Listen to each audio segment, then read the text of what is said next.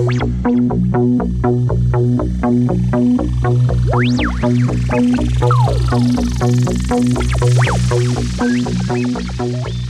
my name is Jason Impey and I'm an independent filmmaker, and I grew up when VIPCO was really big and very collectible and very sought after. So I was around for a little bit of the VHS releases, and then they had a little bit of a lull period because of the Great Video Nasties Act and stuff, and then they made a bit of a comeback to the DVD market.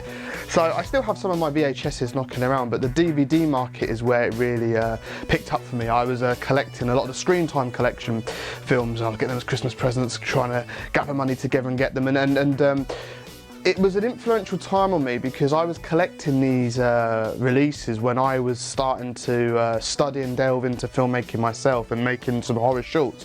And a lot of the films that VIPCO were putting out were quite influential on me, and I grew up loving the video nasties and exploitation films, particularly some of the Italian cannibal and zombie movies from the late 70s, early 80s, which VIPCO put a lot of them out.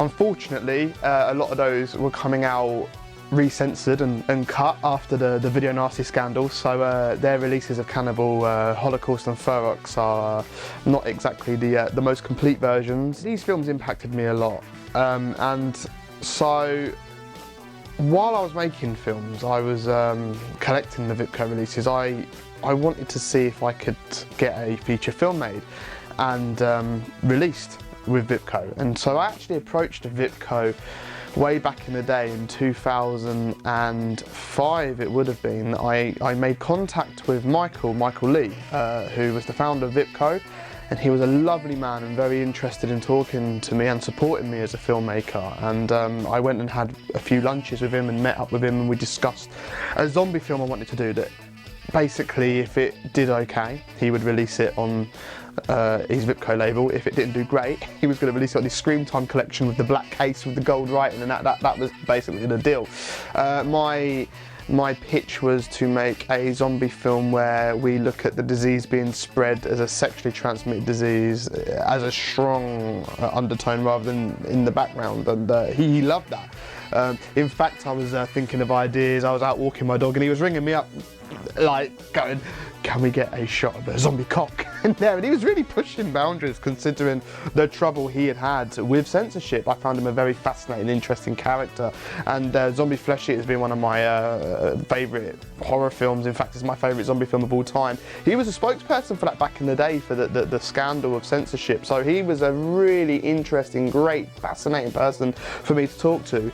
But unfortunately, one thing led to another, and this project's never really happened how it should have. I ended up making it as a Super 8 shot short film, but it was only a short film, and it had a cinema screening and stuff, but was very limitedly released, and it just wasn't, basically I shot this film as VIPCO was closing their doors due to various reasons. And many years have gone on, over 10 years has gone by, and still being a major film enthusiast and collector, I see a lot of these VIPCO releases on the market and people collecting them, and it occurred to me not many people knew or understood the full story behind VIPCO. I've heard lots of myths and rumours and people thinking they may know answers, but I've never heard the full proper story, and I'd had a bit of an insight from having these lunches with Michael, and so I knew bits, and I was thinking, what I've heard doesn't quite, people don't seem to understand or know the true full story. So as a filmmaker, I thought, you know what I'll do, I will try and track Michael down again, take my trusty camera and see if I can get his story on film and told as best as I can. So here, for the first time on video, is the real VIPCO story from the man himself, Michael Lee. I hope you enjoy. From the VIPCO vaults of horror come the nastiest of the video nasties. Previously banned horror delights now available to take home.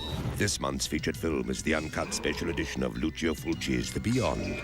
When a young woman moves into a new home, her dream of a new life turns into a nightmare fight for survival. The Beyond is out from Monday, 2nd of April.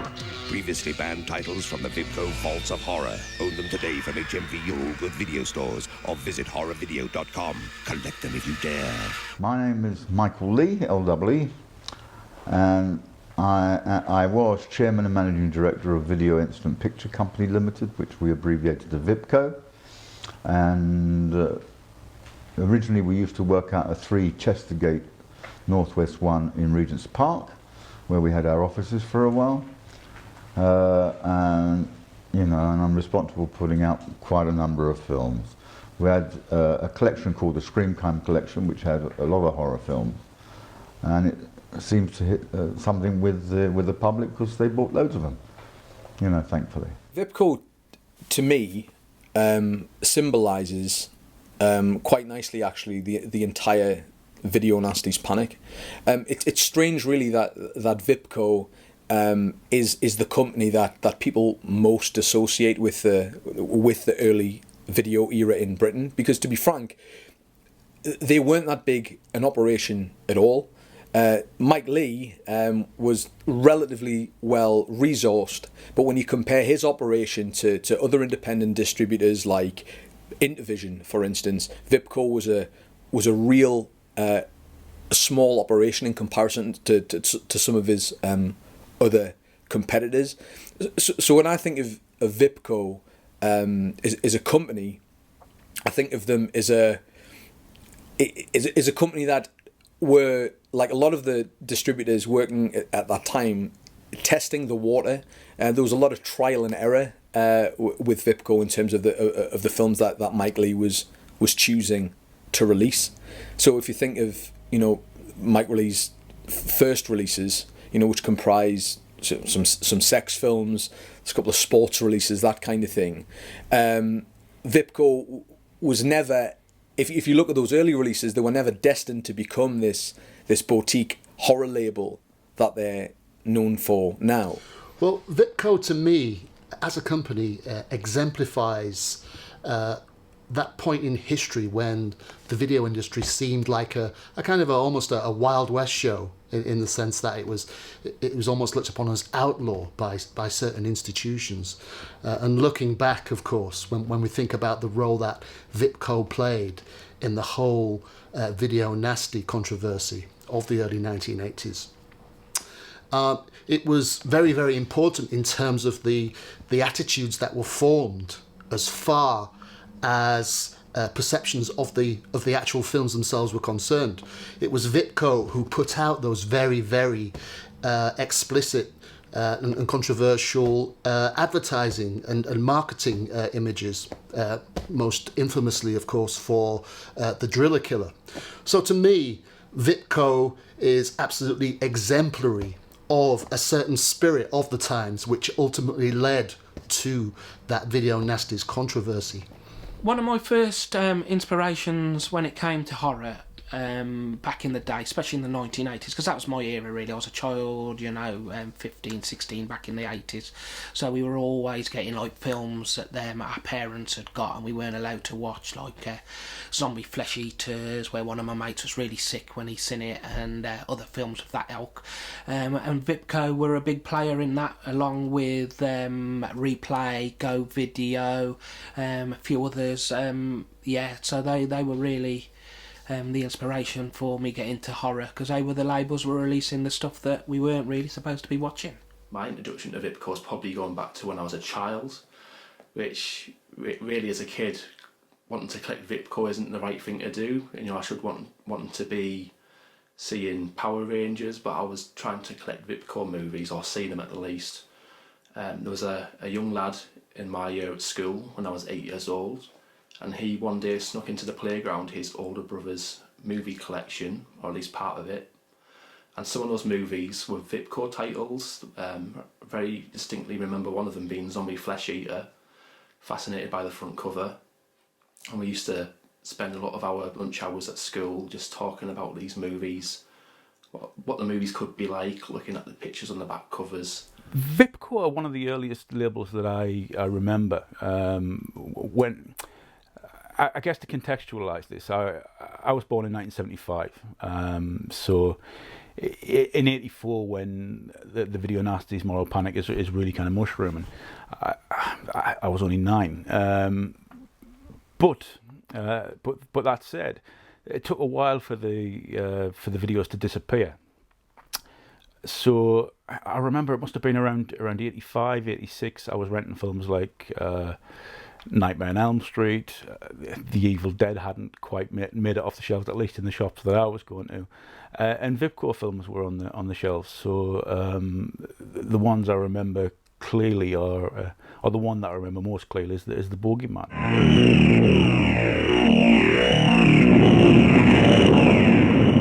By the time they believe in him, it'll be too late. The Boogeyman, he's going to get you. VIPCO was one of those labels. What I think of is not the films, is the boxes. They're sort of bigger and slightly padded. It's a sort of Videodrome-y texture. There's a sort of slightly squeezy element of the boxes. I got to say, I don't remember amazing quality prints and transfers. Probably VIPCO are most famous for putting out the uncut print of the Driller Killer, which had 5 minutes missing from because there was a reel change botched, and so there a really important scene is gone, but it had all the gore and the violence. It's just that a really important character scene was cut by accident. I was a bit of a naughty boy.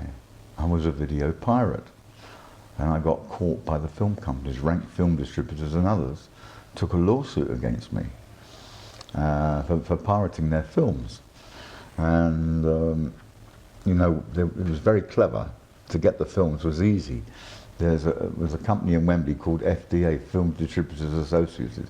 You could go and rent a 16mm print of a whole film for not much money, put it on a telecine machine called a Rank Sintel, transfer it to 1-inch tape, and then you've got a master of the film which is pristine.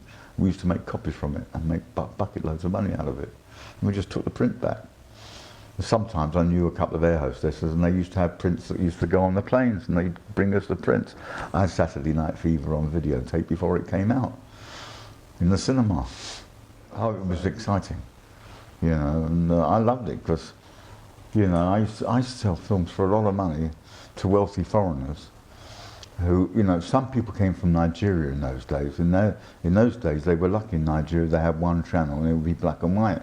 So the wealthy Nigerians would come over, buy video machines here in Bond Street or something, and a TV, and I would go down and serve them with pirated tapes. Used to charge them £50 an hour running time on a VHS. Used to get £100 for a 2-hour tape, which only cost about 7 or 8 quid in raw stock. So, you know, in common parlance, I like the saying, it's only the profit that makes the stock expensive. I love loads of profit. I interviewed Mike through The Dark Side, and I forget what year. Do you know roughly what year that was? Late 90s, probably. Yeah, okay. So I met Mike in a pub called the Fitzroy Tavern in London, and it was a very cordial interview, very professional. And off camera, off the dictaphone, sorry, he said to me, "Can you find me The Last Hunter, the Antonio Margheriti film?" And I said, "Sure." And okay, and I went home and I panicked because I'd never found films before, right? So I didn't even know where they were. But I did, and I found the film through Variety Communications, and lo and behold, we had this relationship where we bought the film through Variety, and that was one of the very first films we'd done together. I was working from an office in Soho at a company called the Creative Partnership, where I had some freelance desk space, and they were also working with Palace Pictures at the time. And I got a call from this chap, Mike Lee, a bit confusing because we'd been working with Mike Lee, the director, legitimate director. And so I just thought, well, it doesn't sound like Mike. But anyway, it was Mike Lee, but he's a different Mike Lee. So yeah, a bit of confusion. But he said, "Can I come and see you? Because I think we might be able to work together." And, you know, you're always looking for work, being freelance, you know, you're kind of happy to get any jobs. So anyway, he turned up, and I do remember he had this, I think it was a Mercedes, a kind of pale blue, metallic-y looking Mercedes, and it was actually somebody else who pointed out that the hubcaps were missing, which I thought was quite amusing. But anyway, He just struck me as being a bit of a wheeler and dealer, used car salesman from the 1970s almost. So, very charming, very friendly, very enthusiastic as well. And I just had this assumption that he's only been out of the business for a while. My first thought was, you've obviously been in prison then. And apparently this is not the case, but it did seem a bit odd. He'd been out of the business for a while. I think, I wonder why that is. But anyway, he said, I have a number of titles, some of which would be considered video nasties, but they're kind of legitimate now. And I'm just looking for a designer to put these sleeves together.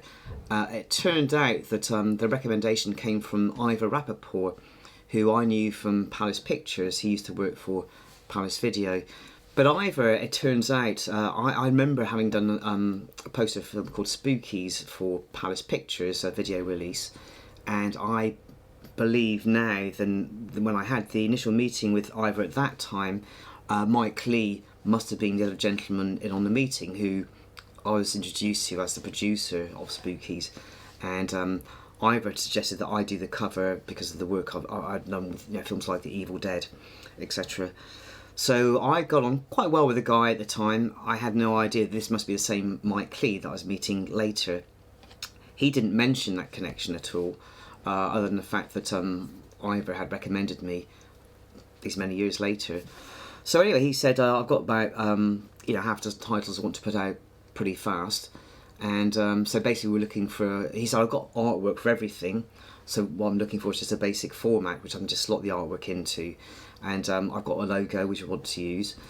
And he said, here it is. And he had this kind of horrible little, kind of reproduction. I think it was like a copy of a copy of a copy. I said, well, I can't really use this.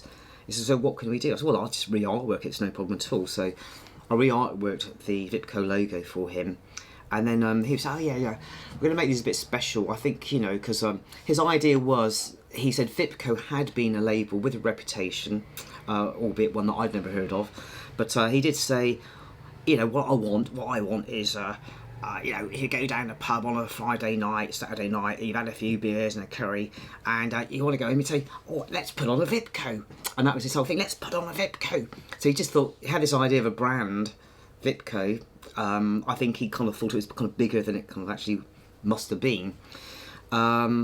So he said he wanted a strong identity for it, and he said, thing is, these are good films. These are cult classics. So let's do a sort of cult classic logo as well, though. And he said, let's make it like the Coca-Cola sign.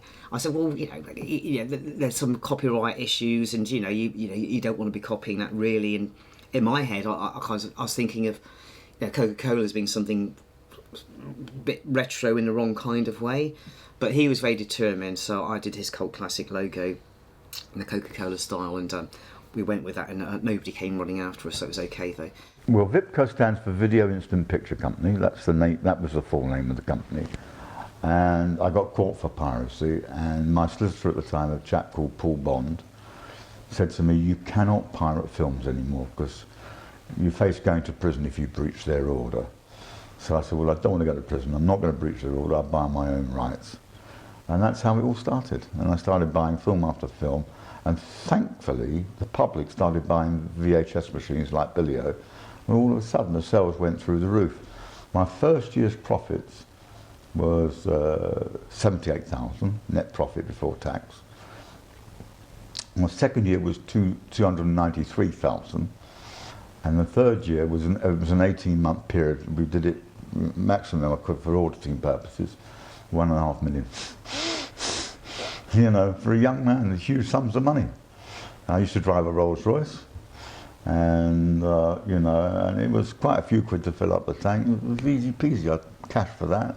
I'd go down to the Victoria Casino in town, which is where I propose to go sometime this week, and play an afternoon game of poker, and go clubbing in the evening. I had a marvellous time. The memories, well, the first 4 videos I ever took in from Michael was before VIPCO started. He made videos in little boxes. One I remember one was called badminton, something to do with badminton, and another one to do with Emmanuel. Of course, they never sold at all. Nobody wanted them. They were rubbish. But then it just went into the horror and it took off.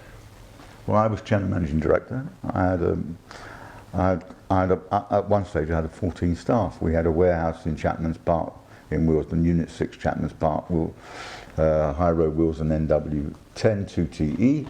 Our old phone number was 4510-255. And I used to have a good team of staff. And I always paid them very, very well. And the senior staff I bought cars for. I used to have a general manager called Steve. I got him a Jag. And he was only in his 20s. He couldn't believe it when I said, here's the keys to your Jag. It's for you. You know, and we had a very good team. And they worked double hard because I paid them double what they should be getting. And I just believed that, and they loved it. And I loved having my staff. And we had a great relationship. We had a very good trusting relationship in the peak days. Right at the beginning, he used to deliver what I'd ordered from him, and he used to collect the money from the previous week, which I hadn't signed for or anything. It was just trust, and that's how it went on until it became more or less a proper business. Introduction to badminton. That was one of the first block that we did. And what happened was we took these films. His father actually came with them, so we took them and we paid him, and we never sold one, ever. So what happened was Michael came with his father next time and said, "I'm putting these out, these horror films." And I said, "Okay, if you want me to handle those, you've got to take all them back." And he did. VIPCO had a massive impact on the home video industry by releasing titles that you would have never seen anywhere. They introduced to Britain and other European countries films from Italy. You would never have been seeing films like Zombie Flesh Eaters, Cannibal Holocaust and the like if it wasn't for VIPCO. So impactual-wise to the film industry back then, they were massive, absolutely massive.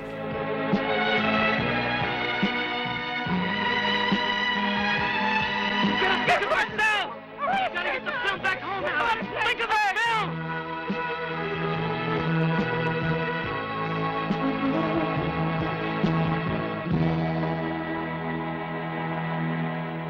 I really don't think that the impact of VIPCO can be understated, and I know in some circles there are kind of joke because of the kind of shit ghost stuff, because of the idea that they put out bad quality product, and they're a kind of a cautionary tale, I guess, about distributors. But I think,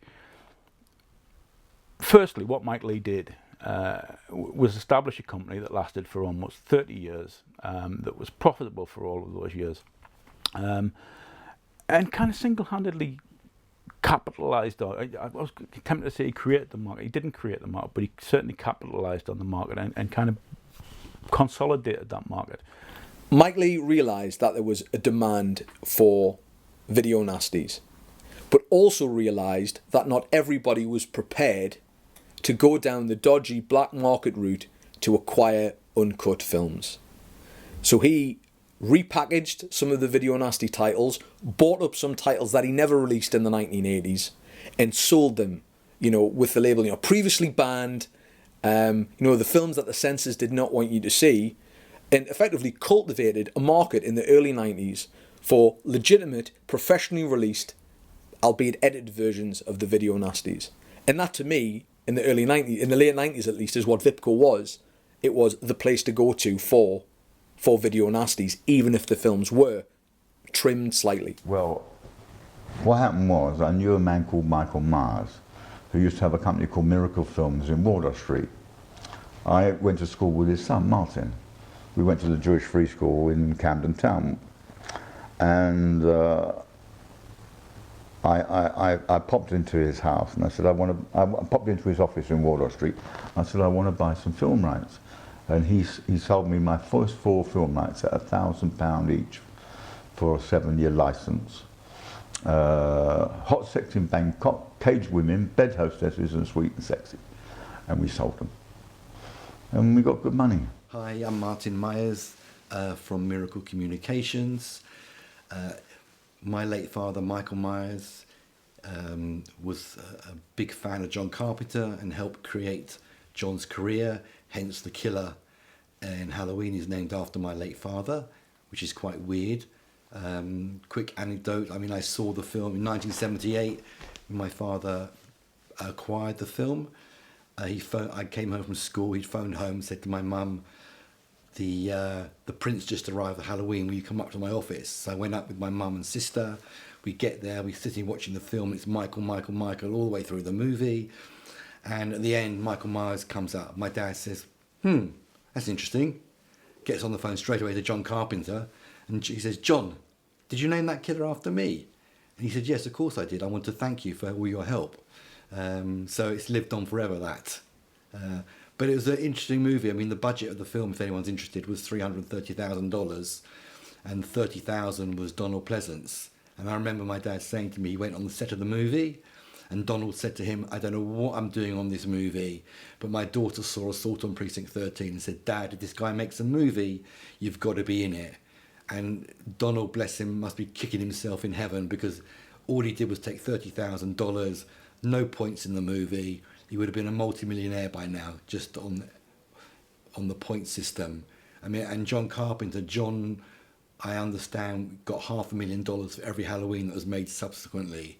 VIPCO, kind of part of my history. I mean, Mike Lee, the owner, Mike and I went to school together, so I've known Mike since we were 11 years old.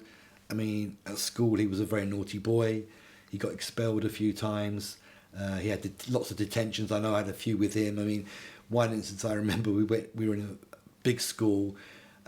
We went onto the 5th floor, filled balloons with water and dropped water bombs on the kids in the playground.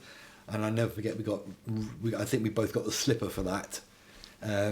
So he was, and then after school we became friends. He actually lived near me, and he knew that my father was in the business.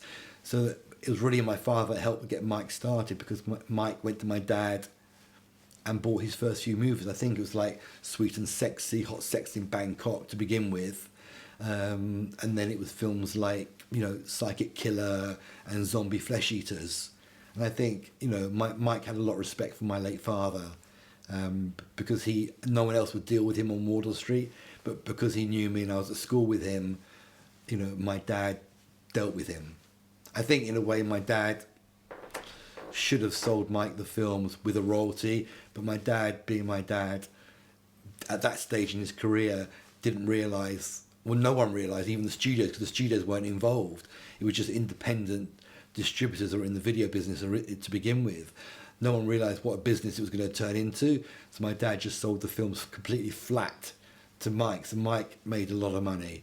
But Mike was always very good, and he was great at creating artwork and doing all the things that you needed to do to sell him. I mean, in the early days, from my memory, he was selling DVDs at 40, or VHS cassettes they were, and Betamax at £40-50 a pop, and he was selling quite a lot, because it was a new innovation, and people were just curious, and people were just buying. And television was pretty shit at that time as well, so he was very successful in what he did. Yeah, but when the DVDs were coming, we just went into DVD the same as everybody else. And, I published some 150, 200 films on DVD called the Scream Time Collection. Night of the Demon, and loads of them, House by the Cemetery, City of the Living Dead, Zombie Flesh Eaters, Zombie Creeping Flesh. There's tons. Mike was very creative, and he gave me a free card to do as much as I liked. Mike, I got the impression Mike didn't know much about the films themselves. He was purely a businessman. I could be wrong about that, but he just said to me, just go out on it, and I trust you implicitly. So we would buy these films through me and through my experience. And I do remember one time we got Rat's Night of Terror, the Bruno Mattei movie, and he wasn't very happy, because he looked at the reviews on IMDb. He said, Jay, this is getting terrible reviews. I said, Mike, you released a nostril picker. Come on, this thing's in focus. So, that was, I remember that quite well. But Rats was good, wasn't it? Because the artwork, some of the artwork for Rats. Yeah, he did the DVD artwork of a hamster on the cover. I think he just found it on Google or something like that. But yeah, it was just this big hamster. Or gerbil. At the front. Possibly a gerbil, yeah. Hey, it was low budget. I think my dad wanted to see how the business was going and how Mike was doing, and then he moved on to like Zombie Flesh Eaters and Psychic Killer. My dad also did Asylum with him as well through Max Rosenberg. His friend of his called Max Rosenberg, who's now passed on. But I think the whole thing was my dad wanted to have a feel for the business and just see what Mike was doing, basically. And then he sold him the other films on top of that. Yeah, it did really nicely for us. No complaints. We used to distribute through a company called S. Gold and Sons. And they represented us, and they did selling. They had a couple of dozen reps around the country. And they went and sold the stuff. I used to go and make a presentation once a week on a Monday, you know, and just, you know, chivvy them along.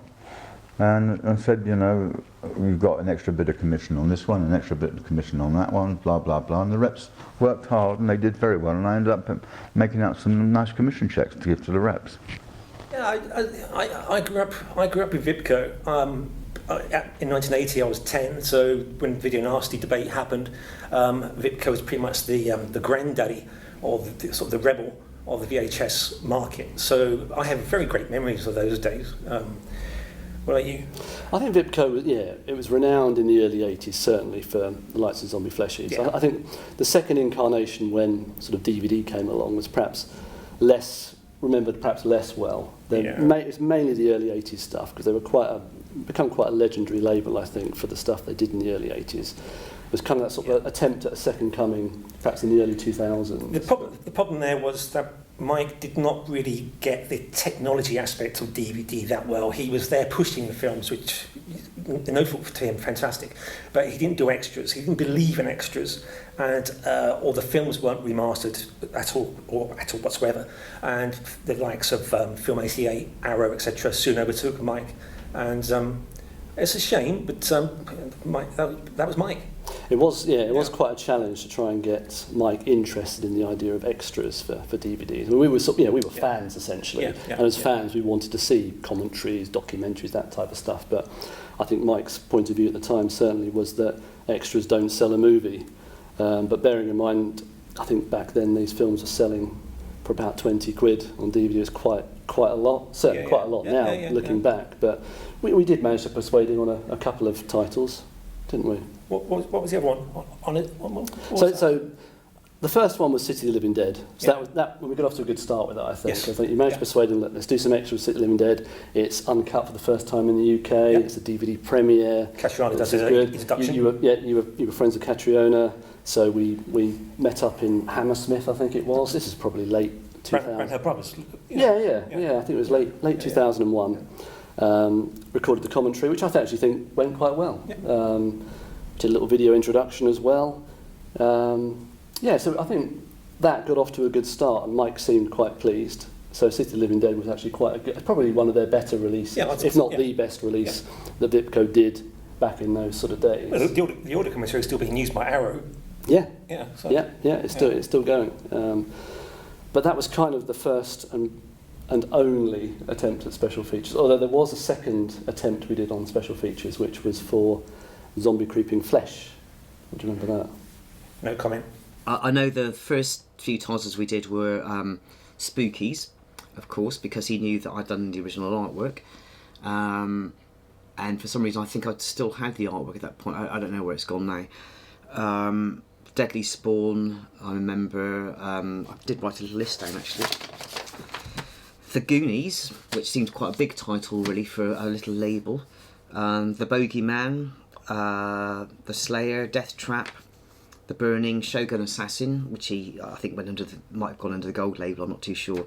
Zombie Flesh Eaters, of course, quite a big title. Gremloids, King Frat, and Psychic Killer. And then Tim was the odd one out. Tim was Mel Gibson's first acting role, I think, or film role. And he was looking very young and pretty, and Mike said, "Oh yeah, the ladies will love this one." He said, "So do something a bit special with this. So it won't do the usual kind of stuff. We'll do very, almost like a book cover, like a bestseller." And so just in big gold letters, Mel Gibson is Tim, and then a picture of Tim looking nice. So we did this cover anyway, though, which is very peculiar. The other stuff, for me. As an illustrator, and not actually being able to illustrate this stuff because illustrations were already provided mostly, For me, it's all about stamping my own personality on the basic format, and I came up with this idea, this kind of paste up of the word VIPCO in different kind of sizes, almost like a collage in quite bright colours. And the idea was that because it had different types of films, that one colourway would be for horror, the other one would be for kids' films, another one for documentaries, etc., etc. That was the concept. We did a few sleeves, and he kind of felt that they were looking a bit too busy and confusing, and so we stripped away the background and went for a much simpler approach. It was quite a bland approach, but on the other hand, they probably kind of made more sense on a shelf anyway, though, because they're more immediate, I think, than less confusing visually. But yeah, I remember Gremloids in particular, he was very excited about. He said this will do very well because it's a bit like Star Wars, and people love a bit of science fiction and stuff, though. And he said, yeah, Lord Buckethead, fantastic character. And he had this mad idea that in order to promote Gremloids, he would actually dress as this character, Lord Buckethead, and maybe do a few kind of in-store appearances and stuff, and nobody will know who I am. It's a great idea. And anyway, lo and behold, a general election came along. Thatcher was standing in her constituency, and of course alongside inevitably Screaming Lord Such for Monster Raving Loony Party, and lo and behold, Lord Buckethead himself. He said he was going to do it, and he actually paid the deposit to do it, and there he was on stage. General election, Margaret Thatcher, Screaming Lord Such, and Lord Buckethead. Lord Buckethead, Gremloids, 131. I don't think it really helped sell the film at all, but he didn't get elected either. But it was amusing. Apparently, he did actually stand again against John Major a few years later as well, though. But yeah, that was all very funny. But I don't think he got many votes, but I remember he did it. I think 3 or 4 times he did it, Lord Buckethead. It was hilarious at the time. But he was just doing that to promote his movie, basically. But I think he got some, he got some coverage in national and local press. I didn't know about Michael Lee, the man who gave us Zombie Nosh, running as a politician until I started researching my book, when I was wanting to get more information on Michael. Lord Buckethead's from a film, again, that he renamed. It was Gremloids in the UK. I think it's called Hyperspace Everywhere Else. It's a good film, I've seen it. It's quite expensive to buy, though, on VIPCO, if you want to buy that. But Lord Buckethead was a sort of play on Darth Vader. And in the 1987 general election, I later found out, Michael Lee ran as a politician against then Prime Minister Margaret Thatcher as Lord Buckethead. He only got 131 votes, which, is 130 more than he deserved. And most of them were probably his family or VIPCO fans. And then he did it again in 1992, around the time of the relaunch of VIPCO, but when he was also, again, trying to re-release Gremloids.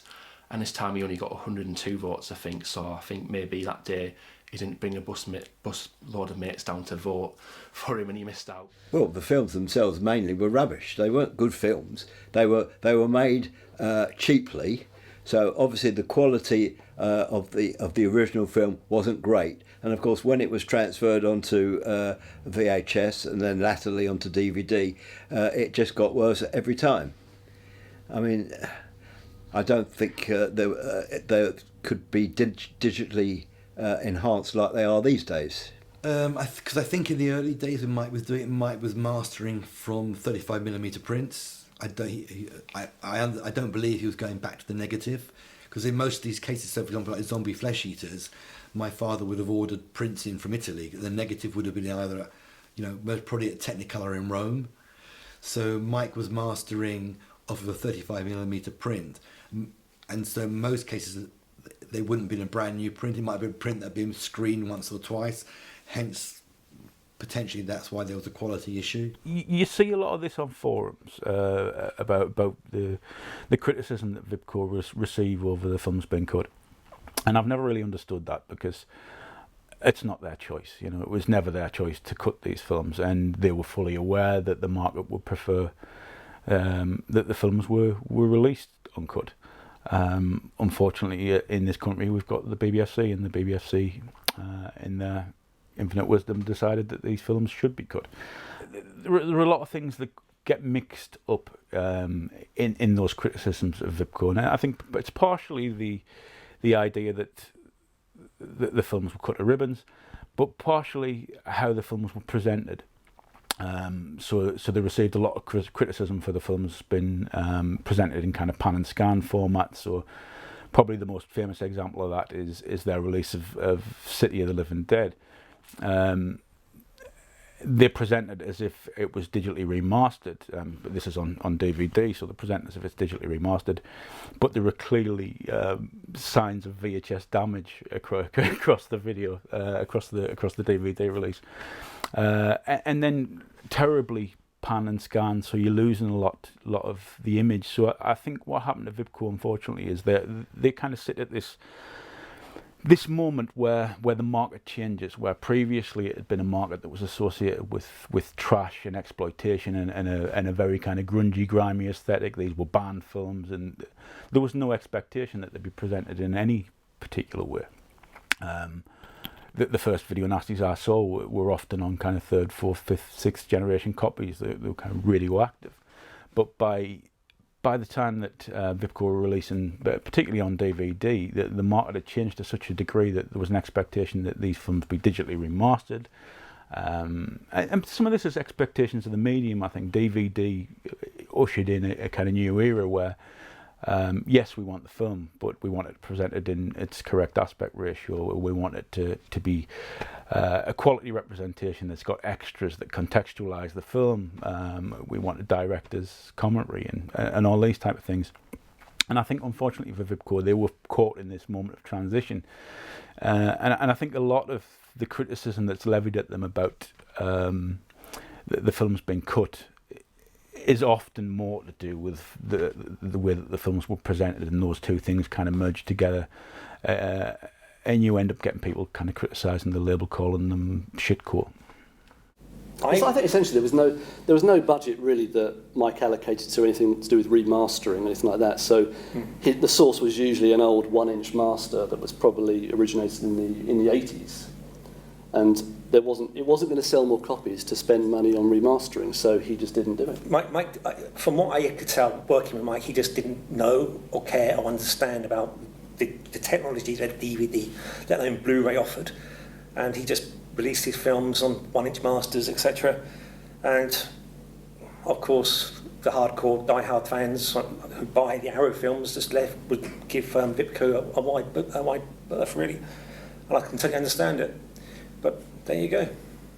Yeah, they did reach a point in probably around about 2004 where you could buy the American releases easily online, which were uncut, probably for a cheaper price than what you'd spend in the UK if these discs were going for 20 quid. So for a film like The New York Ripper, you could get it uncut through an online distributor, and H&M Customs seemed to have not been that interested at that point. Films certainly weren't getting seized, not to my knowledge, because I certainly had a few.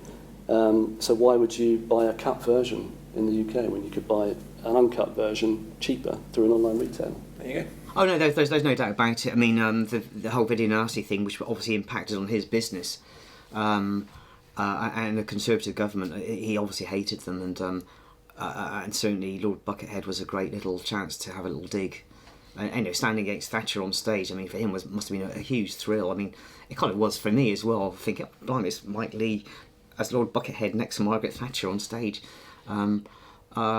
So yeah, it is odd that his character was almost like a sort of Darth Vader lampoon, but then the real Darth Vader herself was kind of there on the stage then. two Princes of Darkness, or Princess of Darkness and the Prince of Darkness. My best ever release, probably Zombie Flesh Eaters. Did Bucket. I think it just hit. You know, the poster about the advertising on the front of the box, the graphic design was superb with the hand coming out of the ground. Looked fantastic. I suppose it's going to be Zombie Flesh Eaters, because to me, I remember watching it as a kid. When I say kid, I was most probably my late teens. I just think it's a great Lucio Fulci Italian horror movie. You know, the scene where he looks through the keyhole and a piece of wood comes in and pierces through his eye. I still remember that to this day. I think the film is still in the all-time top 10 or 15 of all-time horror movies. And, you know, my dad did well with it at the cinema, but Mike did even better. You know, he packaged it well, he promoted it well, and he sold a lot of VHS cassettes, and I would imagine Betamax before they went out of business, a lot of tapes. So Mike was, you know, at the forefront of horror, really, in those early days, and a lot of people followed on from him after that. I don't have a favourite. My favourite is sort of like just to make the money and like just to go and have a game of cards, which is what I like doing. I like playing poker a bit, and you know, I'm a simple chap in that department.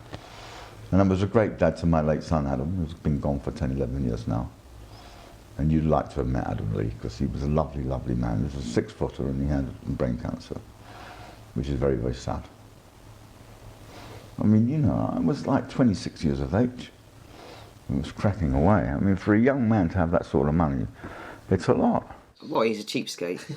I mean, there's no two ways about it. You know, Mike was out for as much money as possible, for as minimum an effort as possible. I mean, you know, that was quite endemic at the time, I'd say. I think you can't get away with it now because there's simply too much product on the market.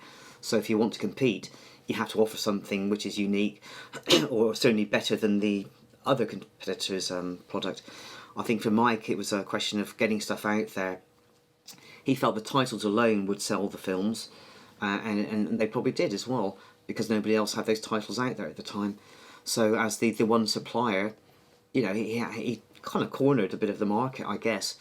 As far as he's concerned, people were so used to seeing terrible pirated copies of stuff that actually his slightly dodgy copy was better than the pirated copy. So that will do, as far as he's concerned. Why would you want to clean it up when actually it's better already than what you've got? So I think that was Mike's thinking, and you know, I think he was absolutely right that, you know, anybody would want his shit copy rather than the really shit copy that you had. I think he had a big impact because I think no one really knew what the business was really about. As I said to you before, the studios all sat on the fence. They were very nervous about being involved in the business, but they all jumped in eventually when they saw there was money to be made. You know, typical Hollywood studios. But no, I think Mike was an innovator in what he was doing. He was at the forefront of creating great artwork, you know, selling them in. You know, there were thousands of mum and pop, you know, mum and dad, you know, video shops all around the country. And Mike was dealing with these. There were no Tesco's or Sainsbury's, you know, superstores selling DVDs in those days. It was all the independent family-run stores. You know, there was Blockbuster. There was, you know, there was my brain's gone, but there was a company in Ireland that Mike dealt with as well. Oh, Extravision. It was Extravision in Ireland. So there were lots of these companies that Mike was dealing, you know, directly with them, and he was making a lot of money. And good luck to the guy. The whole market. There was no websites in those days. There's nothing on the internet. The internet didn't exist. Right, so people had a VHS machine from JVC or Betamax from Sony or something, and they buy the video. Listen, I took with my Susan, I took a pitch in Kensington High Street at the Kensington Hypermarket. I had a booth made for me at the front, and I just called it Video Information Centre, and I had loads and loads of leaflets on different video machines, and I had a list of 600 films that I pirated, right? And people were coming in, the wealthy foreigners, where, like from Nigeria, where they had one channel if it worked, etc. Nothing as technologically advanced as Great Britain. And they used to say, do you have films? Have you got films? And I said, I've got films. Here's a list of films. Right, I had one lady who came in, she was a charming woman. My Susan had gone to get her hair done at Robert Fielding's opposite. She came in at lunchtime about 1 o'clock, and she ticked off £3,000 worth of films, right, on my list. The order was £3,000. She went to the bank next door, came in, gave me the £3,000, and I delivered the films the following day. Happy as Larry, right? Susan came in and I said, "You'll never believe this, Susan, look one." She said, "What?" I said, "Here's 100 quid, go and treat yourself on it straight away." And, you know, that was that. I got 3,000 quid that day. Yeah, well, I bought a house in Mill Hill, in Uphill Road, Mill Hill, which is the Millionaires Row of Mill Hill. I had number 71. House of 6,000 square feet. And I had no mortgage. I paid outright for it. Tax paid, everything. Chief Superintendent Peter Kruger, who came round and raided us because we did a full-page advert for a film called Shogun Assassin. Have you seen Shogun Assassin? I have, yes. It's a great film, isn't it? 81 minutes of pure bliss. I actually do have your DVD release of it. You've got my DVD release of it, yeah. Fantastic, isn't it? Shogun was the biggest release, yeah, because HMV cottoned onto that. And we used to do special promotions through them, and they used to do a promotion like buy this film and get Shogun Assassin for a much cheaper price. Well, that had big effect, particularly on me and my company, because we were prime targets, being a leading wholesaler at the time, and we were raided many times and had to sign destruct orders. But it got to the point before certification when I was the DPP wanted to prosecute me for 4 films, a couple of which were Michael's, and they were going to prosecute me because they were saying they were pornographic, and I couldn't accept that, so I chose to try by jury, and I was on trial at Snaresbrook Crown Court for a week, but acquitted. Yeah, I put a full-page ad in TV Times. We had our warehouse in Chapman's Park Industrial Estate. We got, I think, 7,800 replies. The idea was, it was $8.95 it was on an E180 with a wash and wipe option. In other words, the customer could enjoy the film, and if they got fed up with it, they could treat it as an E180 and just record over anything else they wanted to record. And we got loads of replies from the TV Times. It was a full-page ad, and Chief Superintendent Kruger he didn't like it, and he came down and he raided us and took all the Shogun Assassins away. Then my solicitor got involved, and eventually they had to bring the whole lot back. Meanwhile, the customers we've already refunded, and we just put them in the store, and we sold them all. One of my favourite releases?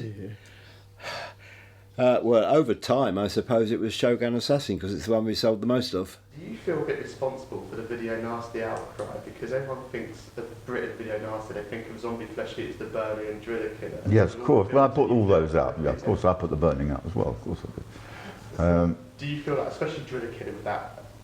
with it going through the head. Well, we wrote on the front of the sleeve, the blood flows in rivers as a drill tears through flesh and bone. I mean, you know, it's a real horror film, you know. But basically, it's crap. There's hardly anything in there that's offensive. Just to wind up, I managed to just take one frame out of the whole film where that was and plonk it on the front of the box, and we did thousands of them. You know, the great British public have a thirst for horror. You know. With VIPCO, and particularly in VIPCO and stuff, I mean, I should say the heyday of VIPCO and Go and the video nasty thing was around, as I say, probably 81, 82, 83, 84, 85. Now, that period, I moved to London in 79. I was, you know, out to make my career, if you like. So I can't claim to have been involved in the sort of video nasty scene, because I'd be lying if I said I was. I mean, I was aware of it in the sense that I was going to, like everybody else, I was going to video rental shops, and I was living in Islington at the time, and I'd go to a rental shop in Rosebery Avenue, and I remember, you know, you could rent things like Driller Killer or SS Experiment Camp, and I remember seeing them on the shelves, and you could, at this particular one, you could also rent porn, which I was more interested in, to be quite honest. And I remember my girlfriend's sister's boyfriend coming round, you know, bringing Suspiria around, which we all watched and things. So it was around. I didn't take much notice in the sense I had an awful lot of stuff going on in my life at the time, and good things, and so I was conscious of the furore when it happened, but it wasn't like, oh my God, this is terrible or anything else. I wasn't on a crusade about censorship then. I do remember feeling angry with the Conservatives, which I think people might think, oh, I'm a bit of a lefty, but I'm not. I was actually very much a monetarist, and I supported Margaret Thatcher in those early days, and I believed in the free market, and I thought, I wanted small government.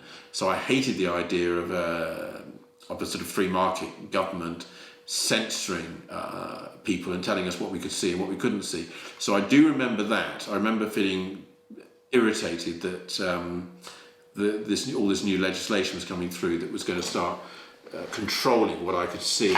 And I think it's a misconception to think that this attack on, if you like, censorship came through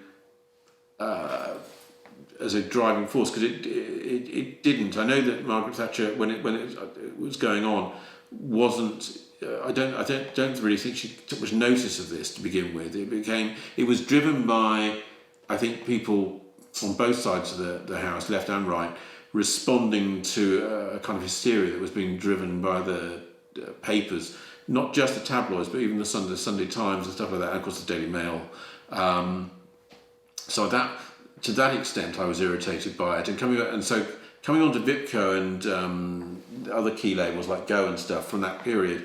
To be honest, they were in the background. I became more aware of VIPCO and other sort of key labels from that period later on, as I got more immersed into the culture of the early horror scene. And that for me was really when I sort of dived in, which would be the late 80s. So by that time, VIPCO and Vampix and Go and stuff, those releases and the packaging and stuff, which as a designer, because I loved all that sort of slightly lurid stuff. So that was when I became conscious of them, and I thought that I suppose they were of a time. So there was how should I put it? I was conscious of them only in the sense that they represented, the video nasties. That's where they came from. And I became much more, I suppose, conscious of everything when I wrote the book with Mark Morris, The Art of the Nasty. So I suppose, in terms of if I thought about VIPCO at all, to be honest, was more that they created those how should I say, iconic. I hate that word, but anyway, they created those kind of iconic covers. And then really the only other time I became sort of again thought of VIPCO would have been in the 90s. They kind of resurfaced again with a series of DVDs that had these black covers with just the title of the film on, which I didn't like, to be quite honest. As a designer, I wasn't that impressed with them, to be quite honest. Well, there was a lady who helped make it popular, a lady called Mary Whitehouse, right? And she was part of the National Viewers and Listeners Association. And she complained to the police, etc., and they raided us, and all of that sort of stuff. But they ended up bringing the gear back. They took it away. I got on very well with Chief Superintendent Peter Kruger. We shook hands, and he came to my front door with his police officers, and he said, "We're here to check your stock and raid you." And I said, "Feel free to come in." And we shook hands. I said, I'll tell you now, I'll take you around each member of my staff. I accept responsibility. They shouldn't. He agreed, and he said, "I'll be as easy as I can with you." And true to his word, he didn't give me hardly any grief. So best wishes to Chief Superintendent Peter Kruger. Well, some of us spent time behind bars. I know, but I didn't. I think he liked me, and he didn't. He knew I didn't know what I was doing. I defended Michael's was Death Trap and can't remember the other one. Was it Driller Killer? Driller Killer. Those two. And there was Nightmares and a Damaged Brain. Now, Nightmares and a Damaged Brain, 3 days before I was due in court, David Hamilton Grant, the producer of Nightmares and a Damaged Brain, was tried at the Old Bailey, was sent to jail for 18 months. The reason being, the film he was sent to jail for 18 months was the uncut version. Right. Now, I'd seen the film in a cut version in a cinema in Prince Charles, in Leicester Place, the Prince Charles Theatre, and it had an X certificate at the beginning of the film. So when the video came out, Nightmares in the Damaged Brain, for which I was prosecuted among those 4 films, I truly believed that the one I was sending was the one I'd seen, but it wasn't. It was the one he was sent to jail for, the longer version. Well, weird. These days, you know, stuff's coming through uncut, where years ago it would have been cut to ribbons by James Furman at the board and Ken Pennery. They were the 2 head honchos at the British Board of Film Classification, 3 Soho Square, West 1, 5, West 1V, 5DE, that was their old address. I can't remember the phone number. If you ask me the phone number, I do not remember it. Used to like Carol, who used to be at the reception desk. We used to get on quite well. We went on a date once, but there you go, that's another story. And yeah, I have no regrets. You know, my regret is that I lost my son 10 years ago, and that's my big deal. And I miss him every day. His name was Adam, and it was super special. And I'm interested, you released them uncut in Denmark, didn't you? Yeah, through a company called SDC Dandisk, a man called Jan Sabro. We were flocking into Europe. It was tremendous. Mike was a very funny, very humorous guy, very upfront, and the perfect businessman. He paid up front, paid on time, a great guy. Also, he was a great guy out of business, you know, fun to have a drink with, always keen for new ideas. He's one of the best I remember of that old school, like say Kerry Budnick, who's VTC, which is another good company. They did the terrible film Ninja Mission. Oh gosh. Yeah, but also VTC did Smart Egg, I believe, which is Nightmare on Elm Street. So those old boys I've got a lot of respect for, and they pioneered what we watch today. So if it wasn't for Mike, I probably wouldn't be here now. It's true. It doesn't sound like he's dead. No, not yet. No. Mike's never going to die. He's a superhero. My only memories of Mike really were the few occasions that we did some work, and there was the time that we attempted to record the commentary for Zombie Creeping Flesh in the basement of the Fitzroy Tavern. No comment. After City of the Living Dead, I think it was. And I do remember Mike getting this battered old TV out of the boot of his car, bringing it down to the basement and setting it up. I think it was probably a Friday night. There was about a dozen members of the Obscenity Film Club. In the absence of anyone from the films, there was no one from Zombie Creeping Flesh involved in this one, so it was down to us. The Obscenity Film Club was a group of sort of writers and filmmakers. Yeah. We set it up. Of course, there was no sound on the commentary, so beers were flowing. Too many beers. It started, and then it kind of descended into chaos. Chaos, yeah. And for legal reasons, what's the next question? Well, we can't name names on who was involved, but there were a dozen or so people, and from the start, there were quite a few sort of derogatory comments being made about the film.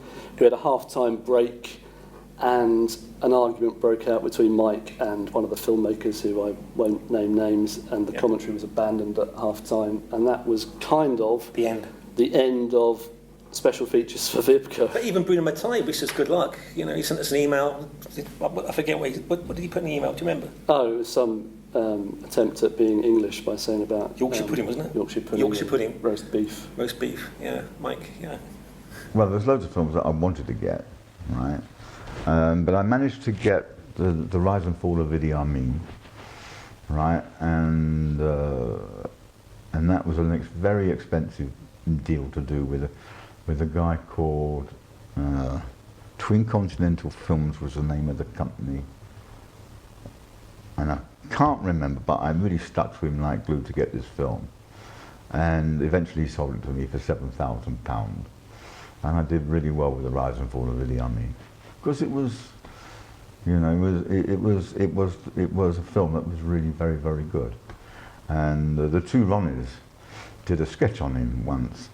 And I think it was Ronnie Barker. He had a couple of like file boxes on his desk in front of him, and one said "I'm in," and the other one said "I'm out," and it was very, very funny as a sketch.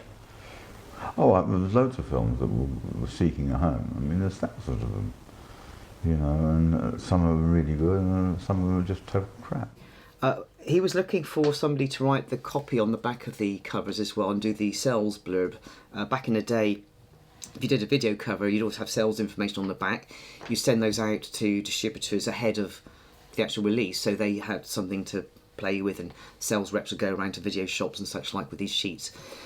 And I mean, I'm not a copywriter myself, and he just didn't want to be bothered doing it. And I said, well, actually, I've got a friend who works upstairs in the building. His name's David Hughes. He's worked on lots of genre magazines, and he does copywriting here at this company, and I'm sure he'd be happy with a bit of freelance work as well. And so he said, oh yeah, great. So anyway, David Hughes ended up doing all the copywriting. I do remember most of his kind of reviews would be, he'd always use this word Meisterwork, the director's Meisterwork. It pops up on every single bit of copy, I think, though. But anyway, Mike was very happy with the combination, my very cheap design skills, and Dave's very cheap, accommodating copywriting skills. So I think I did about 20 odd titles for Mike over the period of a year and a half or whatever. And then for whatever reason, I think Mike probably wanted to save even more money, and went to another designer who probably was able to do it a bit cheaper for whatever reason. And so that was kind of really the relationship I had with Mike. It's like fairly short, very funny. I mean, I love the bloke. He was hysterical. He was just this classic wheeler and dealer. But the only illustration I ever did for him was for a film called The Groove Tube, and he said he had materials, but he wasn't very happy with them. I don't know why, because he seemed to be happy with all the other terrible stuff he had. But so I did one illustration for him, which was like a little sort of collage-y type thing, and he seemed very happy with that. And after that, we sort of parted company, and that was it, though. But I got paid for all the work. There was never any issue about payment at all, though, as low as it was. But yeah. Yeah, well, I applied for rights extensions to the to license holders and stuff, and I got a lot of them. I tried to be kosher as much as I could. I just wanted a lot of money in my pocket. Yeah, I must tell you, I'm really quite chuffed and proud of myself, because I was a young man who was very clever at business. I only had a few jobs in my working life, working for other companies, and I was a self-made man at the age of 26 with £1 million in the bank, sort of thing. And I used to be with Barclays Bank in Edgware. Manager's name was Philip Pallister. He was a Yorkshireman, and I was one of in the top 10 of his accounts. Dixon's was number 1, because they're huge, and I can't remember the name. And once every couple of weeks, he would take us out for lunch, and put it down to his expenses. Right, and I was very young. It's a remarkable feat for a young man to pull it off, and to have the bank manager, At one stage, I had huge amounts of money on deposit. They called treasurer's deposit, and I was amassing good interest with hard-earned cash. I'm very proud of myself because I did it from a standing start. Well, originally we used U-matic, Sony U-matic, and then we went on to 1 inch, and then eventually we went on to Digibeta. Well, we used to have a lawyer that we used to work with all the time. And as soon as I got a sniff of somebody being, on that side of the fence, I'd say, Paul, do me a favour, track them down, send me a fee, right? And I always had him on retainer, so we always did it. And we caught a few people out, took them to court, and fined them. They paid damages, and they coughed up. Did that damage you at all, piracy? Did you? Yeah, of course it did. Of course it did. I mean, the huge corporations, Warner Brothers, and the rest of them, they've all suffered the same problems. They're not immune. I love the film industry. Great. No, I don't think so. I think Michael, for his personal reasons, I think he lost a lot of interest in what he was doing. He was a one-man band. If he never had his brain on what he was doing, it wasn't being done. So I think the quality of what he was getting hold of wasn't up to the low quality that he was used to having. There's a story there. Why did I shut VIPCO down? I can't remember, and I don't want to talk about it, if that's all right. He did take his eye off the ball. He, as I say, was a one-man band, and his personal circumstances changed, and he never had his mind on it like he used to. He lost the zest. I love Mike to bits, and I think Mike, unfortunately, his son died, and he was his only child, and I think that really took a major toll on him in his health and mentally, and he was struggling to cope, and he just wasn't interested in the business. I mean, he went to live abroad, he moved all his car, all his goods, everything abroad. He got fed up with that. He moved back down to London, then he moved to Bournemouth, then he moved back down to London, and he just didn't know where he was. He kind of lost his will to live in a way. You know, I saw him a few months ago. He's not the same guy I used to know. He's definitely got mental issues, which is a great shame, and he's in a home now, and he's being well looked after, and I do talk to him sometimes. But I think the tragedy of losing his son was a major issue for him. I mean, his ex-wife is still around and still sees him.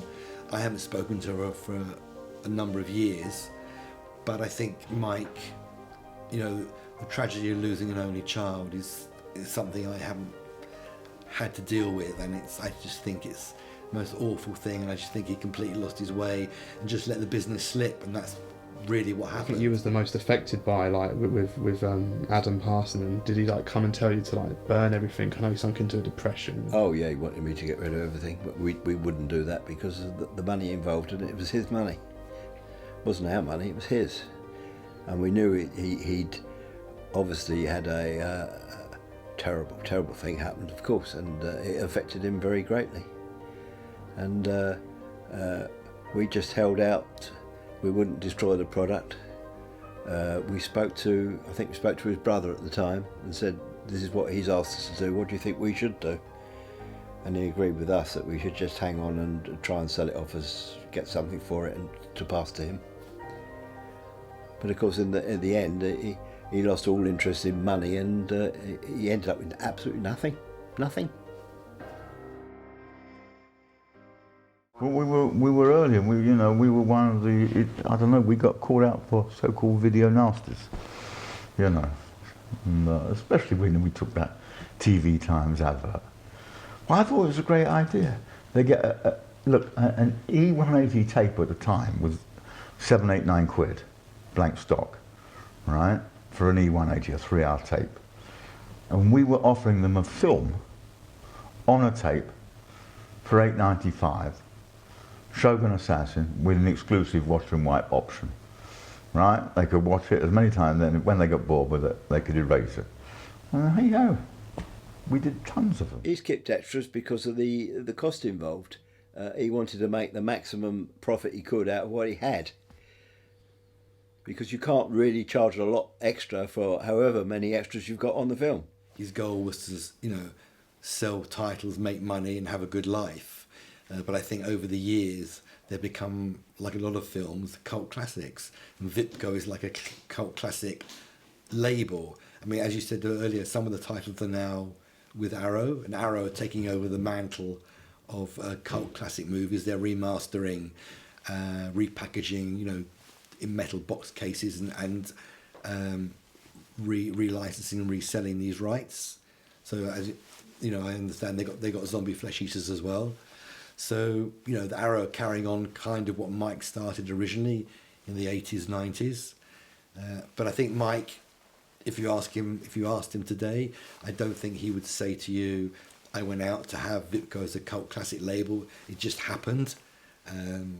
Because the titles he had, like Driller Killer, Psychic Killer, Zombie Fleshers became iconic titles with the audience. And I think that's what threw him into that bracket. I don't think he wanted to be in that bracket. I think it just happened. As I said before, Mike could see a new avenue of distribution, but I don't think he knew how to capitalise on DVD as much as the competition did. And as you said there, it was very early days in DVD, but it was the extras which were the nail in the coffin for Mike's film label, in my own personal opinion. Yeah, I think Mike was more of a businessman than he was a fan of the films. Yeah, I mean, do you remember we met up one night and we took him to see Nick Alexander, who was the dubber on Zombie Flesh Eaters for one of the characters. And I don't think, we were sort of, obviously big fans of Nick. I don't think that Mike really sort of knew much about who Nick Alexander was. I think his comment was, "Oh, you do a bit of dubbing, do you?" It's like, well, Yes, Mike. And that's probably So, but for us, it's like Nick Alexander is a bit of a legend. But to Mike, it was. I think it was always purely about business. He didn't know much about the films, but he knew that Zombie Flesh Eaters made him a lot of money, and therefore he knew the name Lucio Fulci. But he couldn't tell you that much about horror films, I don't think. But he's a great businessman.